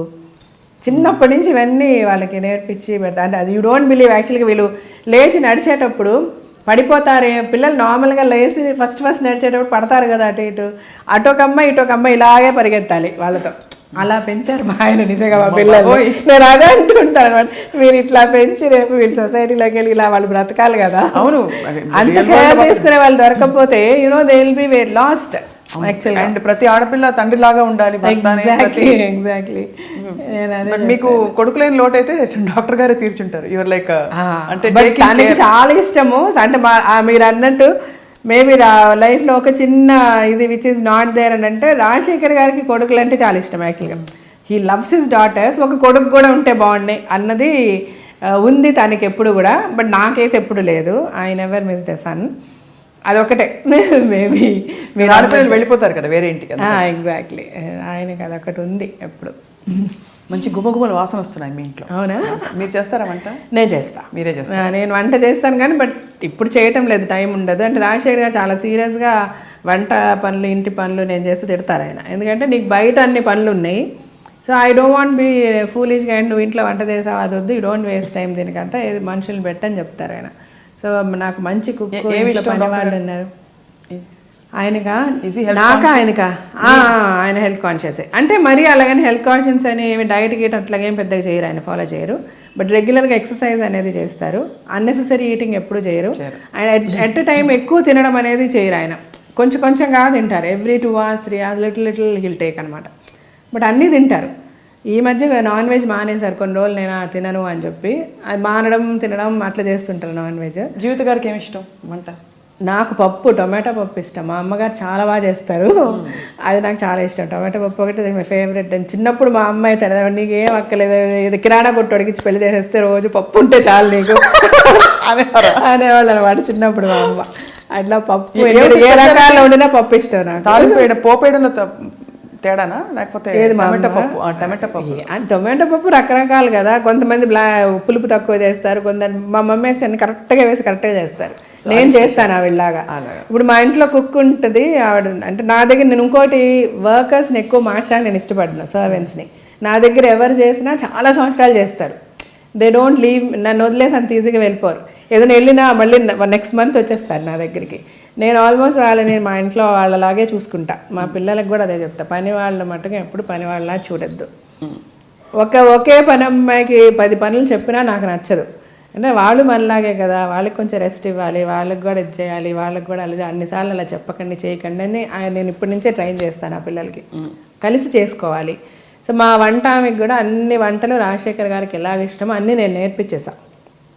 సో మాకు ఎలా నచ్చుతుందో అలాగే చేస్తుంది. And she does exactly. నేను ఎవ్రీథింగ్, నేను ఎక్కడున్నా కూడా వాళ్ళతో టచ్లో ఉంటా, కరెక్ట్గా ఏం చేయాలి. అంటే లైఫ్ ఇస్ చాలా ఈజీ అండి మనం ప్లాన్ చేసుకుంటే. ఇప్పుడు చాలామంది నేను బయటికి వెళ్ళిపోతే ఆ పనులు ఈ పనులు చేస్తుంటే మా ఆయనకు కోపం వస్తుంది, ఇలా నా ఫ్రెండ్స్ చాలామంది చెప్తాను. అట్లాగే ఏమీ లేదు, వాళ్ళకి కావాల్సినవి కనుక మనం కరెక్ట్గా చేసి పెట్టేస్తే ఎవరికి కోపం రాదు. అది చాలా సింపుల్. మనం కొంచెం ఆర్గనైజ్డ్గా ప్లాన్ చేసుకుంటే థింగ్స్ కెన్ బి డన్, అంతే. అండ్ లాస్ట్ బాంబు లాంటి క్వశ్చన్ చెప్పండి. పవన్ కళ్యాణ్ గారి జనసేనలో మీరు ఏమన్నా జాయిన్ అవుతారా? అలాంటి ఆలోచన కానీ అసలు మీ అభిప్రాయం ఏంటి? అంటే నేను ఇంకోటి మీకు చెప్పాను, నేను లైఫ్లో డెస్టినీని చాలా బిలీవ్ చేస్తా. ఎవ్వరూ కూడా నోబడీ ఆన్ దిస్ ఎర్త్ ఈ క్షణం గురించి మాట్లాడగలం, అయిపోయిన క్షణం గురించి మాట్లాడగలం, నెక్స్ట్ సెకండ్ గురించి మాట్లాడలేం, చెప్పలేం. నాకు ఇది నచ్చింది, నేను ఇలాగే చేస్తా, ఇలాగే ఉంటా అనేది మటుకు అనొచ్చు, కానీ జరుగుద్దా లేదన్న గ్యారంటీ లేనే లేదు. సో అందుకే నేను ఎప్పుడు కూడా ఫ్యూచర్ నేను జాయిన్ అవ్వచ్చా, అయ్యే అవకాశం ఉందా, యాక్ట్ చేస్తానా, చేసే అవకాశం ఉందా, దాని గురించి నేను ఎప్పుడూ మాట్లాడలేను, బట్ చెయ్యను అని చెప్పలేను. ఇప్పటి వరకు ప్రస్తుతానికి నేనున్న సిచ్యువేషన్, నేనున్నంత వరకు నేనైతే పవన్ కళ్యాణ్ గారి పార్టీలో నేనైతే ఇప్పుడున్న సినారియోలో నేనైతే జాయిన్ కాను. ఎందుకంటే నాకు ఆయన కన్సిస్టెంట్ పొలిటీషియన్గా నాకు ఎప్పుడు కనబడలే. ఇప్పుడు కూడా కనబడలే నాకు. సభలు పెడుతున్నారు ఆయన, అంటే సభలు పెట్టినంత మాత్రాన I can't say that he can be a good politician. ఆయన హీజ్ చాలా మంచి హీరో, నాకు ఆయన సినిమాలు చాలా ఇష్టం. ప్రతి సినిమా ఆయన ఈ రోజుకి కూడా రిలీజ్ అయితే నేను వెళ్ళి థియేటర్లో వెళ్ళి చూసేసి వస్తాను, నేను నా పిల్లలు వెళ్ళి చూసేస్తాము. బట్ యాజ్ ఎ పొలిటీషియన్ నాకు ఎప్పుడు కూడా ఆయన అంత స్ట్రాంగ్గా కనిపించలేదు. అండ్ ఇంకొకటి నేను ఫీల్ అయ్యేది ఏంటంటే కొత్తగా పార్టీలు పెడుతున్నారు చాలామంది. నేను పవన్ కళ్యాణ్ గారి గురించి చెప్పటం లేదు, ఆయన చాలా పెద్ద హీరో, చాలామంది ఫ్యాన్స్ ఉన్నారు ఆయనకి, దాని గురించి నేను అనడం లేదు. కానీ ఎవరు పార్టీ పెట్టినా మీరు ఎందుకు పార్టీ పెడుతున్నారు, ఉన్న పార్టీలు నాకు నచ్చలేదు, ఉన్న లీడర్స్ మాకు నచ్చలేదు, వీళ్ళు సరిగ్గా ఇది చేయటం లేదు కాబట్టి నేను పార్టీ పెడుతున్నాను, నేను ఏదో మంచి చేయాలనుకుంటున్నా అంటున్నారు, నా ఎజెండా ఇదని మీరు పెడుతున్నారు. పెట్టిన తర్వాత ఎవరన్నా కూడా మిమ్మల్ని నమ్మి 10 మంది ఓట్లు వేస్తున్నారు, అవునా కదా? ఓట్లు వేసిన తర్వాత ఈ పార్టీ ఇలాగే ఉండాలి. ఏమైపోతుంది, ఓడినా గెలిచినా నువ్వు 2 సీట్లు గెలిచావా, 1 సీటు గెలిచావా, ఆ 1 సీటుతో నువ్వు ఫైట్ చేయాలి, నీకు కావాల్సింది తెచ్చుకోవడానికి ప్రయత్నించాలి. అది జరగట్లే ఎక్కడా కూడా. మోస్ట్లీ ఏమైపోతుంది, వీళ్ళు వెళ్ళిపోయి రేపు ఎవరైతే పార్టీ గెలుస్తుందో ఆ పార్టీలో జాయిన్ అయిపోతున్నారు, వాళ్ళకి సపోర్ట్ చేస్తున్నాం అంటున్నారు. మీరు జాయిన్ అయిపోతున్నారు, మీకు ఓట్లు వేసిన ఎవరైతే మిమ్మల్ని నమ్మి 10 మందే ఓట్లు వేశారు, వాళ్ళు కూడా మీలాగా స్ట్రాంగ్గా వీళ్ళు సరిలేదని కదా మీకు వేశారు. మిమ్మల్ని నమ్మేస్తే మీరు ఎట్లా వెళ్ళి ఇంకో పార్టీలో జాయిన్ అవుతారు? అంటే మీరు పిఆర్పీ గురించి చెప్తున్నారు. Not only PRP, many parties. ఒక పిఆర్పీనే జరిగిందా ఏంటి? ఆ మధ్య పిఆర్పీనే జరిగింది. నార్త్లో ఎన్ని పార్టీలు జరగలేదు, ఇంకెన్ని జరగలేదు. నేను అనేది అట్లీస్ట్ మా పార్టీ ఇలాగే ఉంటుంది, మాకు ఇది కావాలి అని మీరు ఫైట్ చేసే ప్రసక్తే కనబడదు. వీళ్ళు వెళ్ళిపోయి ఆ పార్టీలో జాయిన్ అయిపోతారు. పవన్ కళ్యాణ్ గారు అలా చేయకుండా ఉంటే బాగుంటుంది. ఆయన వాట్ ఎవర్ ఇప్పుడు ఆయన ఏం చెప్పి పార్టీ పెట్టారో, ఏం చేయాలనుకుంటున్నారో ప్రజలకి, అది ఎంతవరకు చేయగలనా చేయలేకపోయినా ఆ పార్టీని పార్టీగా ఉంచితే బాగుంటుంది. ఇంకొకరు వెళ్ళిపోయి జాయిన్ అయిపోయి వాళ్ళకి క్యాంపెయిన్ చేసి, ఇప్పుడు ఇదే పవన్ కళ్యాణ్ గారు బీజేపీకి సపోర్ట్ చేశారు భయంకరంగా. ఇప్పుడు ఇదే పవన్ కళ్యాణ్ గారు బీజేపీ తప్పు అంటారు, ఇదే పవన్ కళ్యాణ్ గారు లేదు ఇంకొకరు ఎవరో అట్లా చేస్తారు, ఇంకో పొలిటీషియన్ కూడా అట్లా ఈ రోజు ఇలా తప్పు అంటారు, ఈ పార్టీలో ఉంటారు, నెక్స్ట్ డే ఇంకో పార్టీలోకి వెళ్ళిపోయి ఈ పార్టీ రైట్ రాంగ్ అంటారు. సో అలాగా కాకుండా ఇప్పుడు అంటే విధానపరంగా ఇప్పుడు ఇంకా అబ్జర్వ్ చేస్తున్నారు, ఆయన ఇంకా కంటెస్ట్ చేయలేదు కదా, చేయలేదు. అదే అంటున్నాను, ఈ పార్టీ స్టార్ట్ చేసేటప్పుడు కంటెస్ట్ చేస్తారని అనుకున్నాము, అప్పుడు అవ్వలేదు, ఆయన మాట్లాడారు. తర్వాత వెళ్ళి బీజేపీ మోడీ గారు సూపరు, మన చంద్రబాబు నాయుడు గారిని వాళ్ళని సపోర్ట్ చేశారు, వాళ్ళకి క్యాంపెయిన్ చేశారు. ఆ తర్వాత ఇప్పుడు ఇప్పుడు సపరేట్గా మళ్ళీ నేను నా పార్టీ సపరేట్గా కంటెస్ట్ చేస్తుందని చెప్పారు. ఏదన్నా కావచ్చు, ఆయన రేపు ఫ్యూచర్లో మేబీ ఆయన చాలా పెద్ద పొలిటీషియన్ కూడా అవ్వచ్చు, దట్స్ దేర్. అంటే ఇప్పుడు ప్రస్తుతానికైతే నాకు అంత స్ట్రాంగ్గా నాకు కనిపించలేదు. సో నేను ప్రస్తుతానికైతే ఇప్పటికైతే నన్ను అడిగితే నేను జాయిన్ అవ్వననే, ఆయన పార్టీలో నేను జాయిన్ అయ్యే అవకాశం లేదని నేను చెప్తాను నా వరకు. అంటే నేను జాయిన్ అయితే ఎంత, అవ్వకపోతే ఎంత, ఆయనకి జాయిన్ అయ్యే వాళ్ళు చాలామంది ఉన్నారు. బేసికల్గా నా పర్సనల్ ఫీలింగ్ చెప్తున్నా. అది అంటే ఇది కేవలం మీ అభిప్రాయం తెలుసుకోవడానికి. మీరు పాలిటిక్స్లో ఉన్నారు, మీరు బాగా బోల్డ్గా అందరి మీద స్టేట్మెంట్స్ చేశారు కాబట్టి విధానం. ఒక టైంలో జగన్ గారి సభకి రాజశేఖర్ గారు మీరు వచ్చారు. ఫస్ట్ ఆయన పొలిటికల్ ఎంట్రీ అయినప్పుడు ఒక పర్టికులర్ సందర్భంలో వచ్చారు. ఏం లేదండి, ఆయన ఫస్ట్ పెట్టిన బహిరంగ సభ ఆయన విజయవాడలో ఫస్ట్ ఆయన వెళ్ళేసి కాంగ్రెస్ వైఎస్ రాజశేఖర రెడ్డి గారు చనిపోయిన తర్వాత, రోసయ్య గారు సీఎం అయిన తర్వాత ఆయన వెళ్ళి సోనియా గాంధీ గారిని కలిసి అక్కడ ఏదో మాట్లాడడం జరిగింది. చేసిన తర్వాత ఆయన ఇక్కడ ఒక పెద్ద సభ పెట్టారు విజయవాడలో. అప్పుడు ఆయన సపోర్టర్స్ అందరినీ ఫోన్లు చేసి పిలిచారు, ఇంక్లూడింగ్ రాజశేఖర్ గారిని, నన్ను కూడా. వైఎస్ రాజశేఖర రెడ్డి గారికి మీరు చాలా ఆప్తులు, సో మీరు రావాలి ఎట్టి పరిస్థితుల్లో ఈ మీటింగ్ అని అంటే, అప్పటికి ఆయన పార్టీ పెట్టలేదు, ఏమీ లేదు మీకు గుర్తుంటే. హీఈస్ నాట్ ఇప్పుడు జగన్ గారి పార్టీ ఏంటి, వైఎస్ఆర్సీపీ లేదు అప్పటికి. ఆయన he just held a meeting in deeksha, నిరాహార దీక్ష. దీక్షలో వచ్చారు, దీక్షకి దీక్ష వేదిక దగ్గరకు వచ్చారు, కానీ అప్పుడు సరిగా అంటే అప్పుడున్న పరిస్థితుల్లో జరగాల్సినంత మర్యాదలు ఏమి జరగలేదు. మర్యాదలన్నీ బాగానే జరిగాయి. మేము వెళ్ళిన వెంటనే చాలా మంది వచ్చారు, జయసుధ గారు అందరూ వచ్చారు. యాజ్ ఎ సపోర్టర్ మన వైఎస్ రాజశేఖర రెడ్డి గారిని సిన్సియర్గా మేము బిలీవ్ చేసాం. ఆయన అంటే చాలా ఇష్టం, నాకు ఇప్పటికీ ఇష్టమే. Because is one politician who knows to treat people. అంటే ఒక మర్యాద ఎలా ఇవ్వడం అనేది ఆయనకి తెలిసిన ఒక మనిషి. ఆయన చాలా అంటే ఎప్పుడు కూడా ఐ హ్యావ్ నో రిగ్రెట్స్ ఆయనని మేము సపోర్ట్ చేసినందుకు. చాలా మంచి వ్యక్తి. సో ఆయన మీద ఉన్న ప్రేమతో మేము వెళ్ళడం జరిగింది. జగన్ గారే మమ్మల్ని ఫోన్ చేసి పిలిచారు, మేము వెళ్ళాము. అక్కడ విజయవాడ వెళ్ళిన తర్వాత స్టేజ్ మీదకి మేము వెళ్ళాం, కానీ చాలా అప్లాజ్ ఉండింది. అప్పుడు జగన్ గారు మాట్లాడుతుంటే రాజశేఖర్ గారు మాట్లాడాలన్నారు, ఆయన మాట్లాడారు. మళ్ళీ రెండోసారి జగన్ గారు మాట్లాడుతుంటే కూడా రాజశేఖర్ గారు మాట్లాడమంటే ఆయన మాట్లాడారు. ఆబ్వియస్గా ఆర్టిస్టులు అంటే ఉండే క్రేజ్ అదేదో రాజశేఖర్ గారు గొప్పతనం నేను చెప్పలేదు. ఒక 20 yearsగా మనం ఇండస్ట్రీలో ఉండి ఒక హీరోగా రాజశేఖర్ గారిని చూసిన ప్రజలు ఆబ్వియస్గా అంత రియాక్ట్ అవుతారు. అవును, అది మన ఊళ్ళల్లో, ఇంకా సిటీలో అంత ఉండదు. కానీ అదైన వెంటనే యాక్చువల్గా మేము నెక్స్ట్ డే కూడా అక్కడే ఉండాల్సిన, అంటే అది ప్రోగ్రామ్ అలా ఉండింది. మేము రూమ్కి వెళ్ళేసరికి నైట్ మాకు రూమ్కి ఫోన్ వచ్చి ఇట్లాగా జగన్ గారు అక్కడ హైదరాబాద్లో ఎవరూ లేరు మీడియా ముందు మాట్లాడడానికి, సో జీవిత గారు రాజశేఖర్ గారు వెళ్ళి మీడియాలో మాట్లాడితే బాగుంటుంది అని అన్నారు. సో మీరు రేపు హైదరాబాద్ బయలుదేరాలి అన్నారు. సరే మేము మంచి 2 రోజులు ఉండాలనుకుంటున్నాం, వచ్చేసాం. మేము ఇక్కడికి వచ్చేసరికి మమ్మల్ని ఎవరు కాంటాక్ట్ చేయలేదు. ఆ తర్వాత నాకు తెలిసింది ఆ జనము, ఆ క్రేజు, అది రాజశేఖర్ గారు మాట ఇవన్నీ జగన్ గారికి నచ్చలేదు, అందువల్లే ఆయన అక్కడి నుంచి పంపించేశారు అని అన్నారు. ఇదంతా మేము ప్రెస్ మీట్ పెట్టి పబ్లిక్గా చెప్పాం. సో ఇది జరిగిన తర్వాత మీకు అక్కడ పార్టీ వాళ్ళే చెప్పారు. తర్వాత జగన్ గారే మేము పర్సనల్గా కలిసిన, మమ్మల్ని పిలిచి మేమే వెళ్ళి కలిసి మాట్లాడాలి. ఎందుకంటే బయట జనాలకు తెలియదు కదా, ఏవేవో వస్తున్నాయి పేపర్. ఇప్పుడు అంటే అప్పుడు మళ్ళీ ప్యాచప్ అయిపోయింది బాగా కంప్లీట్ గా. ప్యాచప్ అంటే అప్పుడు ఆయన ఏం జరగలేదు, ఆయన పిలిచారు.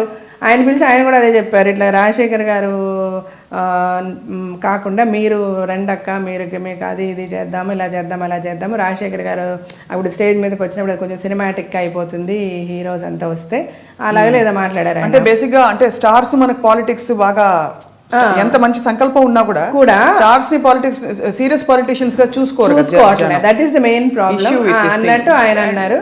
తర్వాత చాలా మంది ఆ పార్టీలో చాలా ఇష్యూస్ జరిగాయి. అంటే అసలు మేము అలా మాట్లాడేసి మేము బయటకు వచ్చిన తర్వాత మేము జగన్ గారిని కన్సల్ట్ చేయలేదు, ఆ పార్టీకి వెళ్ళలేదు, ఏమీ చేయలేదు మేము. కానీ మేమే ఆ తర్వాత ఆయన వైఎస్ఆర్సీపీ ప్రమోట్ చేసిందే పార్టీ. కానీ ఈ లోపల మళ్ళీ ఇదే సేమ్ మీడియా బతుకు జట్ కాబట్టి జరిగినట్టే వాడు కాంగ్రెస్లో జాయిన్ అయ్యారు, వచ్చారు, మళ్ళీ వైఎస్ఆర్సీపీలో జాయిన్ అయ్యారు, వచ్చారు, ఇలా రకరకాలుగా మా గురించి రాశారు. మేము జాయిన్ అయింది ఎక్కడా లేదు. అప్పుడు మేము మా ప్రెస్ మీట్ అంటే డేట్లు చూసుకుంటే సింపుల్గా ఎవరికైనా ఓపిక ఉండి ఆ వైఎస్ఆర్సీపీ అన్నది ప్రమోట్ ఆ పార్టీ పెట్టే ముందే మేము ఆ జగన్ తిట్టేసి బయటకు వచ్చాం. మేము జగన్ కి మేము సపోర్ట్ లేవని ఎందుకు విమర్శించారు అంటే అదే చెప్పాను కదా, బేసికల్గా ఇప్పుడు ఆయన హిస్ కాన్సెప్ట్ ఈస్ ఆయన ఒక్కనే ఉండాలి, ఇంకెవరు కూడా పార్టీలో ఎస్టాబ్లిష్ అవ్వకూడదు. వేరే ఎవరికి అంటే ఫ్యాన్స్ ఎక్కువ మంది రాజశేఖర్ గారి దగ్గరికి వెళ్ళినా కూడా ఆయనకి నచ్చదు. ఈ తర్వాత బయట చాలా మంది కూడా చాలా రకాలుగా చెప్పారు, చాలా మంది ఆయన పార్టీ నుంచి బయటకు వచ్చినా కూడా చెప్పారు ఈ విషయం. సో బేసికల్గా మేబీ హీఈస్ ఇన్సెక్యూర్డ్. సో దానికి అండ్ అట్లాగా హైడ్ అండ్ సీక్ పాలిటిక్స్ మనం చేయలేము. రాజశేఖర్ గారు ఈజ్ ఆల్వేస్ వెరీ ఓపెన్గా ఉంటారు ఆయన. అప్పుడు ఇవన్నీ వచ్చాయి, ఆయన మనీ, బ్లాక్ మనీ ఇష్యూస్, అది అంత సాక్షిలో మీకు కూడా ఇంటర్వ్యూ, మీరు కూడా ఏదో ఒక ఇంటర్వ్యూ కూడా చేశారు. అప్పుడు లాట్ ఆఫ్ మనీ ఇప్పుడు జగన్ గారి మీద కేసులు ఇవన్నీ వచ్చాయి కదా, ఈ ప్రాపర్టీస్ ఇష్యూస్ అన్నీ. అప్పుడు దాని మీద మమ్మల్ని ఆబ్వియస్గా అడుగుతారు ఇంటర్వ్యూస్, ఏంటి ఏమైనా అడిగితే దాని గురించి వాళ్ళకి చెప్పే ఇది లేదు. సో ఇవన్నీ కూడా మనకు వద్దులే, మనకు కుదరదు, ఇది కరెక్ట్ కాదు, is not the right person to be. కానీ అంత పోరాడతారు మీరు జీవిత గారు. ఇది ఒక్క క్వశ్చన్ అడిగేస్తాను, మీ టైం చాలా తీసుకున్నాం మేము. అంత అన్నిటి మీద పోరాడతారు, ఏది ఎస్టాబ్లిష్ కాకుండా ఎలిగేషన్స్ వచ్చి ఎలిగేషన్స్ బేస్తో పొలిటికల్ కాన్స్పిరసీ తోటే ఆయన్ని బయట పబ్లిక్లో ఉండకూడదు కాబట్టి జైల్లో పంపించారని చెప్పి దేశవ్యాప్తంగా విశ్లేషకులు చాలామంది వాదించారు. ఎట్లా ఏవి ఎస్టాబ్లిష్ కాకుండా, ఎవిడెన్సెస్ ఏమీ లేకుండా, కేవలం కొన్ని ఇల్లాజికల్, ఇర్రాషనల్ అలిగేషన్స్ తోటి కేవలం అంటే కొన్ని ఆపాదించేసి ఇలా జరిగాయని చెప్పి ఒక వ్యక్తిని పబ్లిక్ లైఫ్లో ఉండకుండా జైల్లోకి అన్ని రోజులు పంపించేశారని మీరు అన్నిటి మీద పోరాడతారు మీరు రాజశేఖర్ గారు. ఎక్కడ అన్యాయం జరిగినా ముందు ఫస్ట్ వచ్చి బయటకు వచ్చి మాట్లాడేది మీరు. అప్పుడు మీరు ఎందుకు వచ్చి మాట్లాడలేదు? మేము అది అన్యాయం అని ఫీల్ అవ్వలేదు, అది మేము రైట్ కాదు అంటే అట్లీస్ట్ కనుక్కున్న కోర్ట్ హ్యాస్ అ ప్రాసెస్ కదా. ఇప్పుడు ఎలాగైతే మీ మీద ఎలిగేషన్స్ వచ్చి ఎవరో పెట్టేస్తే మిమ్మల్ని సపోజ్ అన్యాయంగా ఎవరో బతుకు చెట్కామని జైలు తీసి తోసేశారు, but you will say nothing has been proven yet until it is proven as per law ఒక్క నిర్దోషికి కూడా శిక్ష పడకూడదు అనేది మన రాజ్యాంగం చెప్తుంది. అలాంటి పరిస్థితులు నథింగ్ వాస్ ప్రూవెన్ ఆ టైం పీరియడ్ ఆఫ్ ఈ జరిగిన కేసులు కానీ ఇది కనీసం లాకి వదిలేసి law will take its own course. But until then 400 రోజులు ఒక మనిషిని జైల్లో పెట్టి అతను పబ్లిక్ లైఫ్లో ఉండకుండా చేయకూడదని మీరు సార్ ఎందుకు వచ్చి మాట్లాడలేదు అప్పుడు అని జస్ట్ ఒక క్యూరియాసిటీ. కరెక్ట్ అనిపించలేదు? లేదు, అంటే మాకు బేసికల్ గా బికాస్ రాజశేఖర రెడ్డి గారు అంటే అభిమానం ఆయన హయాంలో జరిగుంటే అంటే బేసికల్ జరుగుంటే వెదర్ ప్రూవ్ అయినా అవ్వకపోయినా తప్పు అయితే ఆయన చేశారు, ఆయన సైడ్ వచ్చే ఈ వాట్ ఎవర్ ఎలిగేషన్స్ ఉన్నాయి అందులో ఎంతో కొంత అయితే ట్రూత్ ఉందని మేము స్ట్రాంగ్ గా బిలీవ్ చేసాం కాబట్టి మేము వెళ్ళలేదు. బట్ ఇప్పుడు పాలిటిక్స్ లో యువర్ అసోసియేట్ ఇప్పటికి కూడా ఏంటంటే ఎంతో మంది వైట్ కాలర్ క్రిమినల్స్ బయట తిరుగుతూనే ఉన్నారు. సి దట్ ఈస్ ఆర్ అంటే the pathetic situation of our country బేసికల్ గా. అఫ్ కోర్స్ బీజేపీ దొంగ అంతే ఎవరన్నా. మొన్న ఆయన పెళ్లి చేశాడు ఎవరికో మన మీ మినిస్టర్ ఒక ఆయన గడ్కరీ. ఓకే, అవును అవును. ఆయన ఎన్ని వివిఐపి రూమ్స్ హోటల్స్ బుక్ చేశారు, ఎన్ని హెలికాప్టర్లు, ఎన్ని చార్టర్డ్ ఫ్లైట్స్. జనం కూతుర్లు పెళ్లి చేయలేక 2000 రూపాయలు చేతిలో లేక డిమానిటైజేషన్ అప్పుడు గాలి జనార్దన్ రెడ్డి గారిది ఏమైంది, వాళ్ళ పెళ్లి ఏంటి అంటే ఇవన్నీ నడుస్తున్నాయి. నేను అదే చెప్తున్నా, నేను అనేది ఇక్కడ ఎవ్వరు కూడా రైట్ కాదు, బట్ వీడు రైట్ వీళ్ళు రాంగ్ అన్నది ఇండివిజువల్గా పాయింట్అవుట్ చేసి మాట్లాడి ఎవరు రాంగ్ అయినా మోడీ గారు రాంగ్ కాదు, బీజేపీలో ఎవరు తప్పు చేసినా మోడీ గారు తప్పు చేసినట్టు కాదు బేసికల్గా. అండ్ అట్ ది సేమ్ నేను అందుకని ఏంటంటే fight for the actual root cause పట్టుకొని ఎవరి గురించైనా ఫైట్ చేయండి, ఎవరి గురించైనా మాట్లాడండి, రెస్పెక్టివ్ ఆఫ్ పార్టీ ఇష్యూస్ మీద ఫైట్ చేయండి, ఇష్యూస్ గురించి పోరాడండి. అందులోంచి ప్రజలకి ఏ విధమైన మెసేజ్ ఇవ్వాలని చెప్పి ఏది చేసినా రాంగ్ అని ప్రజలకు చెప్తుంటే మన అపోజిషన్లో ఉన్నాం కదా, ఏదైనా తప్పే అంటే ఇంకా వాళ్ళకి నమ్మకం లేదు, ఎవరిని నమ్ముతారు, ఎవరిని ఫాలో అవ్వాలి, సో ఆపర్చునిటీ ఇవ్వాలి ఫేర్ గా. ఎగ్జాక్ట్లీ నేను అనేది జెన్యూన్ గా లుక్ ఇన్ టు ద జెన్యూనిటీస్. అందులో ఏది రైట్ ఏది రాంగ్ చూడండి, రాంగ్ని రాంగ్ అని చెప్పండి, రైట్ రైట్ అని చెప్పండి, మొత్తం రాంగ్ కాదు, ఇందులో కూడా మొత్తం రాంగ్ ఉండదు. ఇప్పుడు గడ్కరీ తప్పి మాట్లాడండి, గాలి జనార్దన్ రెడ్డి గారు తప్పే, అఫ్ కోర్స్ తప్పే, అంతంత డబ్బులు ఎక్కడి నుంచి వచ్చాయి, ఆ పెళ్ళేంటి, 6,000 రూపాయలు రోడ్డు మీద జనాలకు తినడానికి తిండి లేదు. సో వీటన్నిటికీ ఒక సిస్టమైజ్ చేసి ఎట్లాగా ప్రజల్ని ఎలా కాపాడగలమని ఆలోచించండి, ఇవన్నీ చెప్పండి, దాని గురించి అందరూ ఓపెన్. మీరు బికాజ్ బీజేపీ మోడీ గారు కాబట్టి బీజేపీలో ఉన్న వాళ్ళు అందరూ రైట్ చేశారంటే నేను అదే చెప్తున్నాను. ప్రజలు ఎప్పుడైతే కళ్ళు తెరుచుకొని పార్టీని చూసి ఓట్ చేయడం మానేసి మనుషులను చూసి ఓట్ చేస్తారో అప్పుడు బాగుపడతారు. డెఫినెట్గా మీరు యాక్టివ్గా బరిలో కంటెస్ట్ చేస్తారని మేము ఎదురు చూస్తున్నాం. నేను చెప్పాను, నాకు పాలిటిక్స్ యాక్చువల్గా పాలిటిక్స్కి వెళ్తే మనము మంచి చేయొచ్చు, మనకు ఒక మంచి ప్లాట్ఫామ్ దొరుకుతుంది అని వెళ్ళిన మాట దానికి అది వాస్తవమే. బట్ నేను అదే చెప్పాను కదా, మనం ఎంత చేయగలం అన్నది it's a big question mark. దానికి మనం ఇండిపెండెంట్గా ఉండి మనం ఏమన్నా చేసుకుంటే బెటర్గా అట్లీస్ట్ ఒక సర్టన్ సెక్షన్ కన్నా మనం చేయగలమేమో మంచిది. ఎందుకంటే ఒక గ్రూప్లోకి వెళ్ళేసరికి అంత గ్రూప్ డెసిషన్స్, గ్రూప్ అనాలిసిస్, దానికి 100 ఈక్వేషన్స్. నువ్వు ఓపెన్గా ఇప్పుడు నేను ఫ్రీగా ఉన్నాను అనుకో, నేను ఓపెన్గా పవన్ కళ్యాణ్ గారి గురించి మాట్లాడతా, చిరంజీవి గారి గురించి మాట్లాడతా, ఇంకొకరి గురించి అమితాబ్ బచ్చన్ గారి గురించి మాట్లాడతాను, ఇంకెవరి గురించి అయినా మాట్లాడతా, because I'm in a democratic country.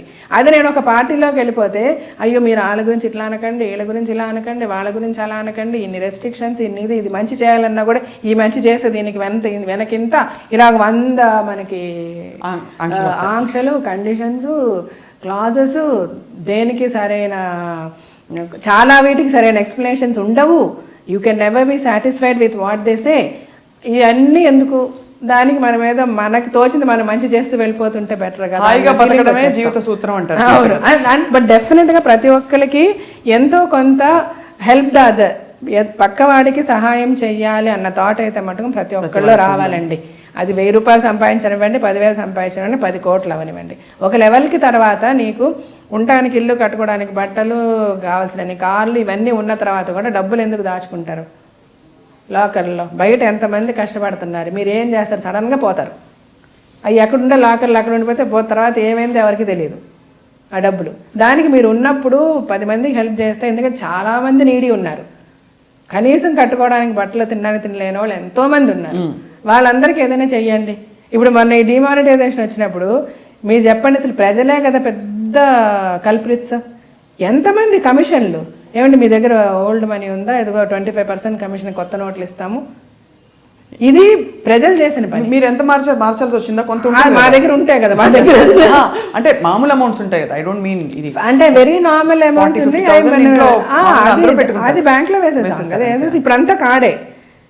100 rupees 200 rupees also card. I'm feeling it very comfortable. రాదు నాకు నిజంగా చాలా బాగా అనిపిస్తుంది. ఇప్పుడు ఈజీగా ఉంది. అది డబ్బులు ఎంత వచ్చాయి, చిల్లర ఏంటి, 5 పైసలు 10 పైసలు ఇవన్నీ చేరకుండా ఇట్స్ నైస్. సో బేసికల్గా పెద్ద కల్పిట్స్ మన జనమే కదండి, వాళ్ళే కదా. ఇప్పుడు బ్లాక్ మనీ దాచుకోగలిగాడు ఎవడన్నా అంటే, మార్చుకోగలిగారంటే ఎవరు హెల్ప్ చేశారు? అల్టిమేట్లీ ఈ ప్రజలే చేశారు. అంటే జన్ధన్ అని మన మోదీ గారు అకౌంట్స్ ఓపెన్ చేయించింది దీనికి వాడుకున్నారు. మీ మంచి కోసం అని చేస్తే మీరు వాడుకున్నారు. అంటే మీరు అల్టిమేట్లీ మీరు you are the biggest losers అని మీరు అర్థం చేసుకోవట్లేదు. సో మీరు అన్నారు చూసారు, అవి ఆడవాళ్ళకి ఈక్వాలిటీ రావాలి, ఆడవాళ్ళు ధైర్యంగా తిరగాలంటే ఏంటంటే ఆడవాళ్లే చేసుకోవాలన్నాను కదా. అలాగే ఈ ప్రజలు బాగుపడాలంటే కూడా ప్రజలే ముందు చాలా చేసుకోవాల్సి ఉందండి. వాళ్ళు చాలా రెక్టిఫై అవ్వాలి వాళ్ళల్లో. అట్లీస్ట్ ఈ సెలబ్రిటీస్ అనే వాళ్ళందరూ కూడా ఏదో ఒక ప్రోడక్ట్కి అడ్వర్టైజ్మెంట్ ఇచ్చి మనకి ఇన్ని లక్షలు వస్తున్నాయి, ఇన్ని కోట్లు వస్తున్నాయి, ఆ ప్రోడక్ట్ మంచి చేస్తో చెడు చేస్తో కూడా తెలియకుండా ఆ ప్రోడక్ట్కి అడ్వర్టైజ్మెంట్ ఇచ్చే బదులు ఇలాగా కొంచెం టైం స్పెండ్ చేసి ప్రజల్ని ఎడ్యుకేట్ చేయడానికి ట్రై చేస్తే వాళ్ళ జీవితాలు, అంటే వాళ్ళలో మార్పు వచ్చి వాళ్ళు కొంచెం ఎడ్యుకేట్ అయితే తప్ప వాళ్ళ జీవితాలు అయితే బాగుపడవు. వాళ్ళు బాగుపడాలి, అప్పుడు కానీ మన దేశం బాగుపడదు. సో బేసికల్గా ఈ సెలబ్రిటీస్ కూడా నేను అంటూ ఉంటా, ఈ ప్రోడక్ట్స్ కి కోకో కోలాలు పెప్సీలకి యాడ్స్ ఇచ్చే మేము చేయమని చెప్తాం. రాజశేఖర్ గారు ఏదన్నా ఒక ప్రోడక్ట్ గురించి ఆయన మాట్లాడాలంటే అది మంచా చెడా, దానివల్ల ఏం వస్తుంది అన్ని కనుక్కొని కానీ ఆయన చేయరు. సైన్స్ సో అందుకని ఎప్పుడు కూడా ఆయన యాడ్స్ ఇవ్వలేదు దేనికి కూడా. బేసికల్గా చాలా అన్యాయం అండి సెలబ్రిటీస్ ఇచ్చే యాడ్స్. అవి చాలా భయంకరమైన విషయాలు. పాపం వాళ్ళని ఫాలో చేసి చాలామంది వాడడం జరుగుతుంది. దానివల్ల ఇప్పుడు ఈ ఫేర్నెస్ క్రీమ్స్ మెయిన్గా అందరూ ఏంటి, ఒకరోజు ఫేర్ అయితే రెండో రోజు మచ్చలు, పిగ్మెంటేషన్లు అంతా స్టెరాయిడ్సే కదా. సో అది ఎవరు చెప్పరు, ఎవరు చేయరు. మనం కూడా యాడ్ ఇచ్చేస్తాం, ఆ హీరోయిన్ ఇచ్చింది, ఆ హీరో ఇచ్చాడని ప్రజలు గుడ్డిగా ఫాలో అయిపోతారు. సో నాకు అదొకటి అనిపిస్తుంది, ఎప్పుడు సెలబ్రిటీస్ చెప్పాలి మనం చాలా డబ్బులు సంపాదించుకోవాలి అంటే, అన్లెస్ అండ్ అంటిల్ చాలా పెద్ద పొజిషన్లో కోట్లు తీసుకునే సెలబ్రిటీ అయితే తప్ప వాళ్ళు యాడ్కి పెట్టుకోరు. అంత డబ్బులు సంపాదించినప్పుడు యాడ్ డబ్బులు దేనికి మనకి? అది ఇచ్చేది ఏదో కాస్త మంచి ప్రోడక్ట్కి ఇచ్చినా పర్వాలే, లేదా జనాలకు ఉపయోగపడే స్పీచ్ ఏదైనా ఇచ్చినా పర్వాలే, ఏదైనా యాడ్ ఇచ్చినా పర్వాలే, జనాలు ఎడ్యుకేట్ చేయడానికి. అది కూడా కొంచెం చేస్తే బాగుంటుంది. మీరు ఒక స్టేట్మెంట్ ఇచ్చారు ఒక టైంలో కదా, ఏది వదలలేదు. But it is really wonderful ఇవాళ connecting with you, talking to you, and so much. అసలు మీకు లైఫ్ నేరుగా కూర్చుని పక్కన నేర్పించింది మీకు అన్ని ప్రతిదీ. అది మటుకు yes, I feel only I learn from my life. It's very inspiring to see the strength in you. Because I think ఇవాళ most women suffer because of insufficiency. వాళ్ళలో వాళ్ళు ఎంత ఉన్నా కూడా వాళ్ళకి ఏదో తక్కువ లోపం అని ఫీల్ అవుతారో మరి ఏమిటో తెలియదు. అందుకే ఇన్సెక్యూరిటీ ఫీల్ అవుతారు మగవాళ్ళ చుట్టూ. ఎక్కడ మీరు అన్నారు చూడండి, పోతే పోయాడు మళ్ళీ తిరిగి తిరిగి ఇక్కడికే వస్తాడనే యాటిట్యూడ్ ఎప్పుడైతే కల్టివేట్ చేసుకుంటుందో ఒక మహిళ. ఇప్పుడు జయలలిత గారు ఒక ఎగ్జాంపుల్ అండి. అలాంటి జీవితాలు ఎన్ని ఉంటాయండి మనకి మన దేశంలోనే, 5ో 10ో. అంటే అట్లీస్ట్ ఉన్న వాళ్ళని మనం ఇన్స్పిరేషన్ గా తీసుకోవడానికి ట్రై చేయాలి కదా. సగటు మిడిల్ క్లాస్ బ్యాండ్ లో ఉన్న వాళ్ళు నలిగిపోతున్నారండి చాలా మంది, because they don't know how to make a decision. Exactly, వాళ్ళకి ధైర్యం లేదు బయటకు రావడానికి. ఏమంటారు వాళ్ళేమంటారు, ఇంకోటి వెళ్తే అసలు ఏంటి మన పరిస్థితి, పోలీసులు ఏంటి, కొంతమందికి ఆర్థికం, కొంతమంది మానసికం అవసరాలు అలా ఉన్నాయి చాలా. ఆడదానికి ఆర్థికంగా కూడా చాలా ప్రాబ్లమ్స్, పాపం మానసికంగా కూడా మీరు అన్నట్టు చాలా కరెక్ట్. దాన్ని ఎలాగ అడ్వాంటేజ్ తీసుకోవాలని ఆలోచించే వాళ్ళు కూడా చాలా మంది, ఎక్కువ మంది. But very very inspiring talking to Jeevitha గారి ఇవాళ. Thank you. ఐ డ్రీమ్ లో this is heart to heart. Namaste అండి. ఐ డ్రీమ్ లో మీరందరూ చూస్తున్నది హార్ట్ టు హార్ట్. ఇంకా ఇలాంటి మంచి ప్రోగ్రామ్స్ ముందు ముందు మీరు చాలా చూడడానికి మీరందరూ please subscribe to I dream.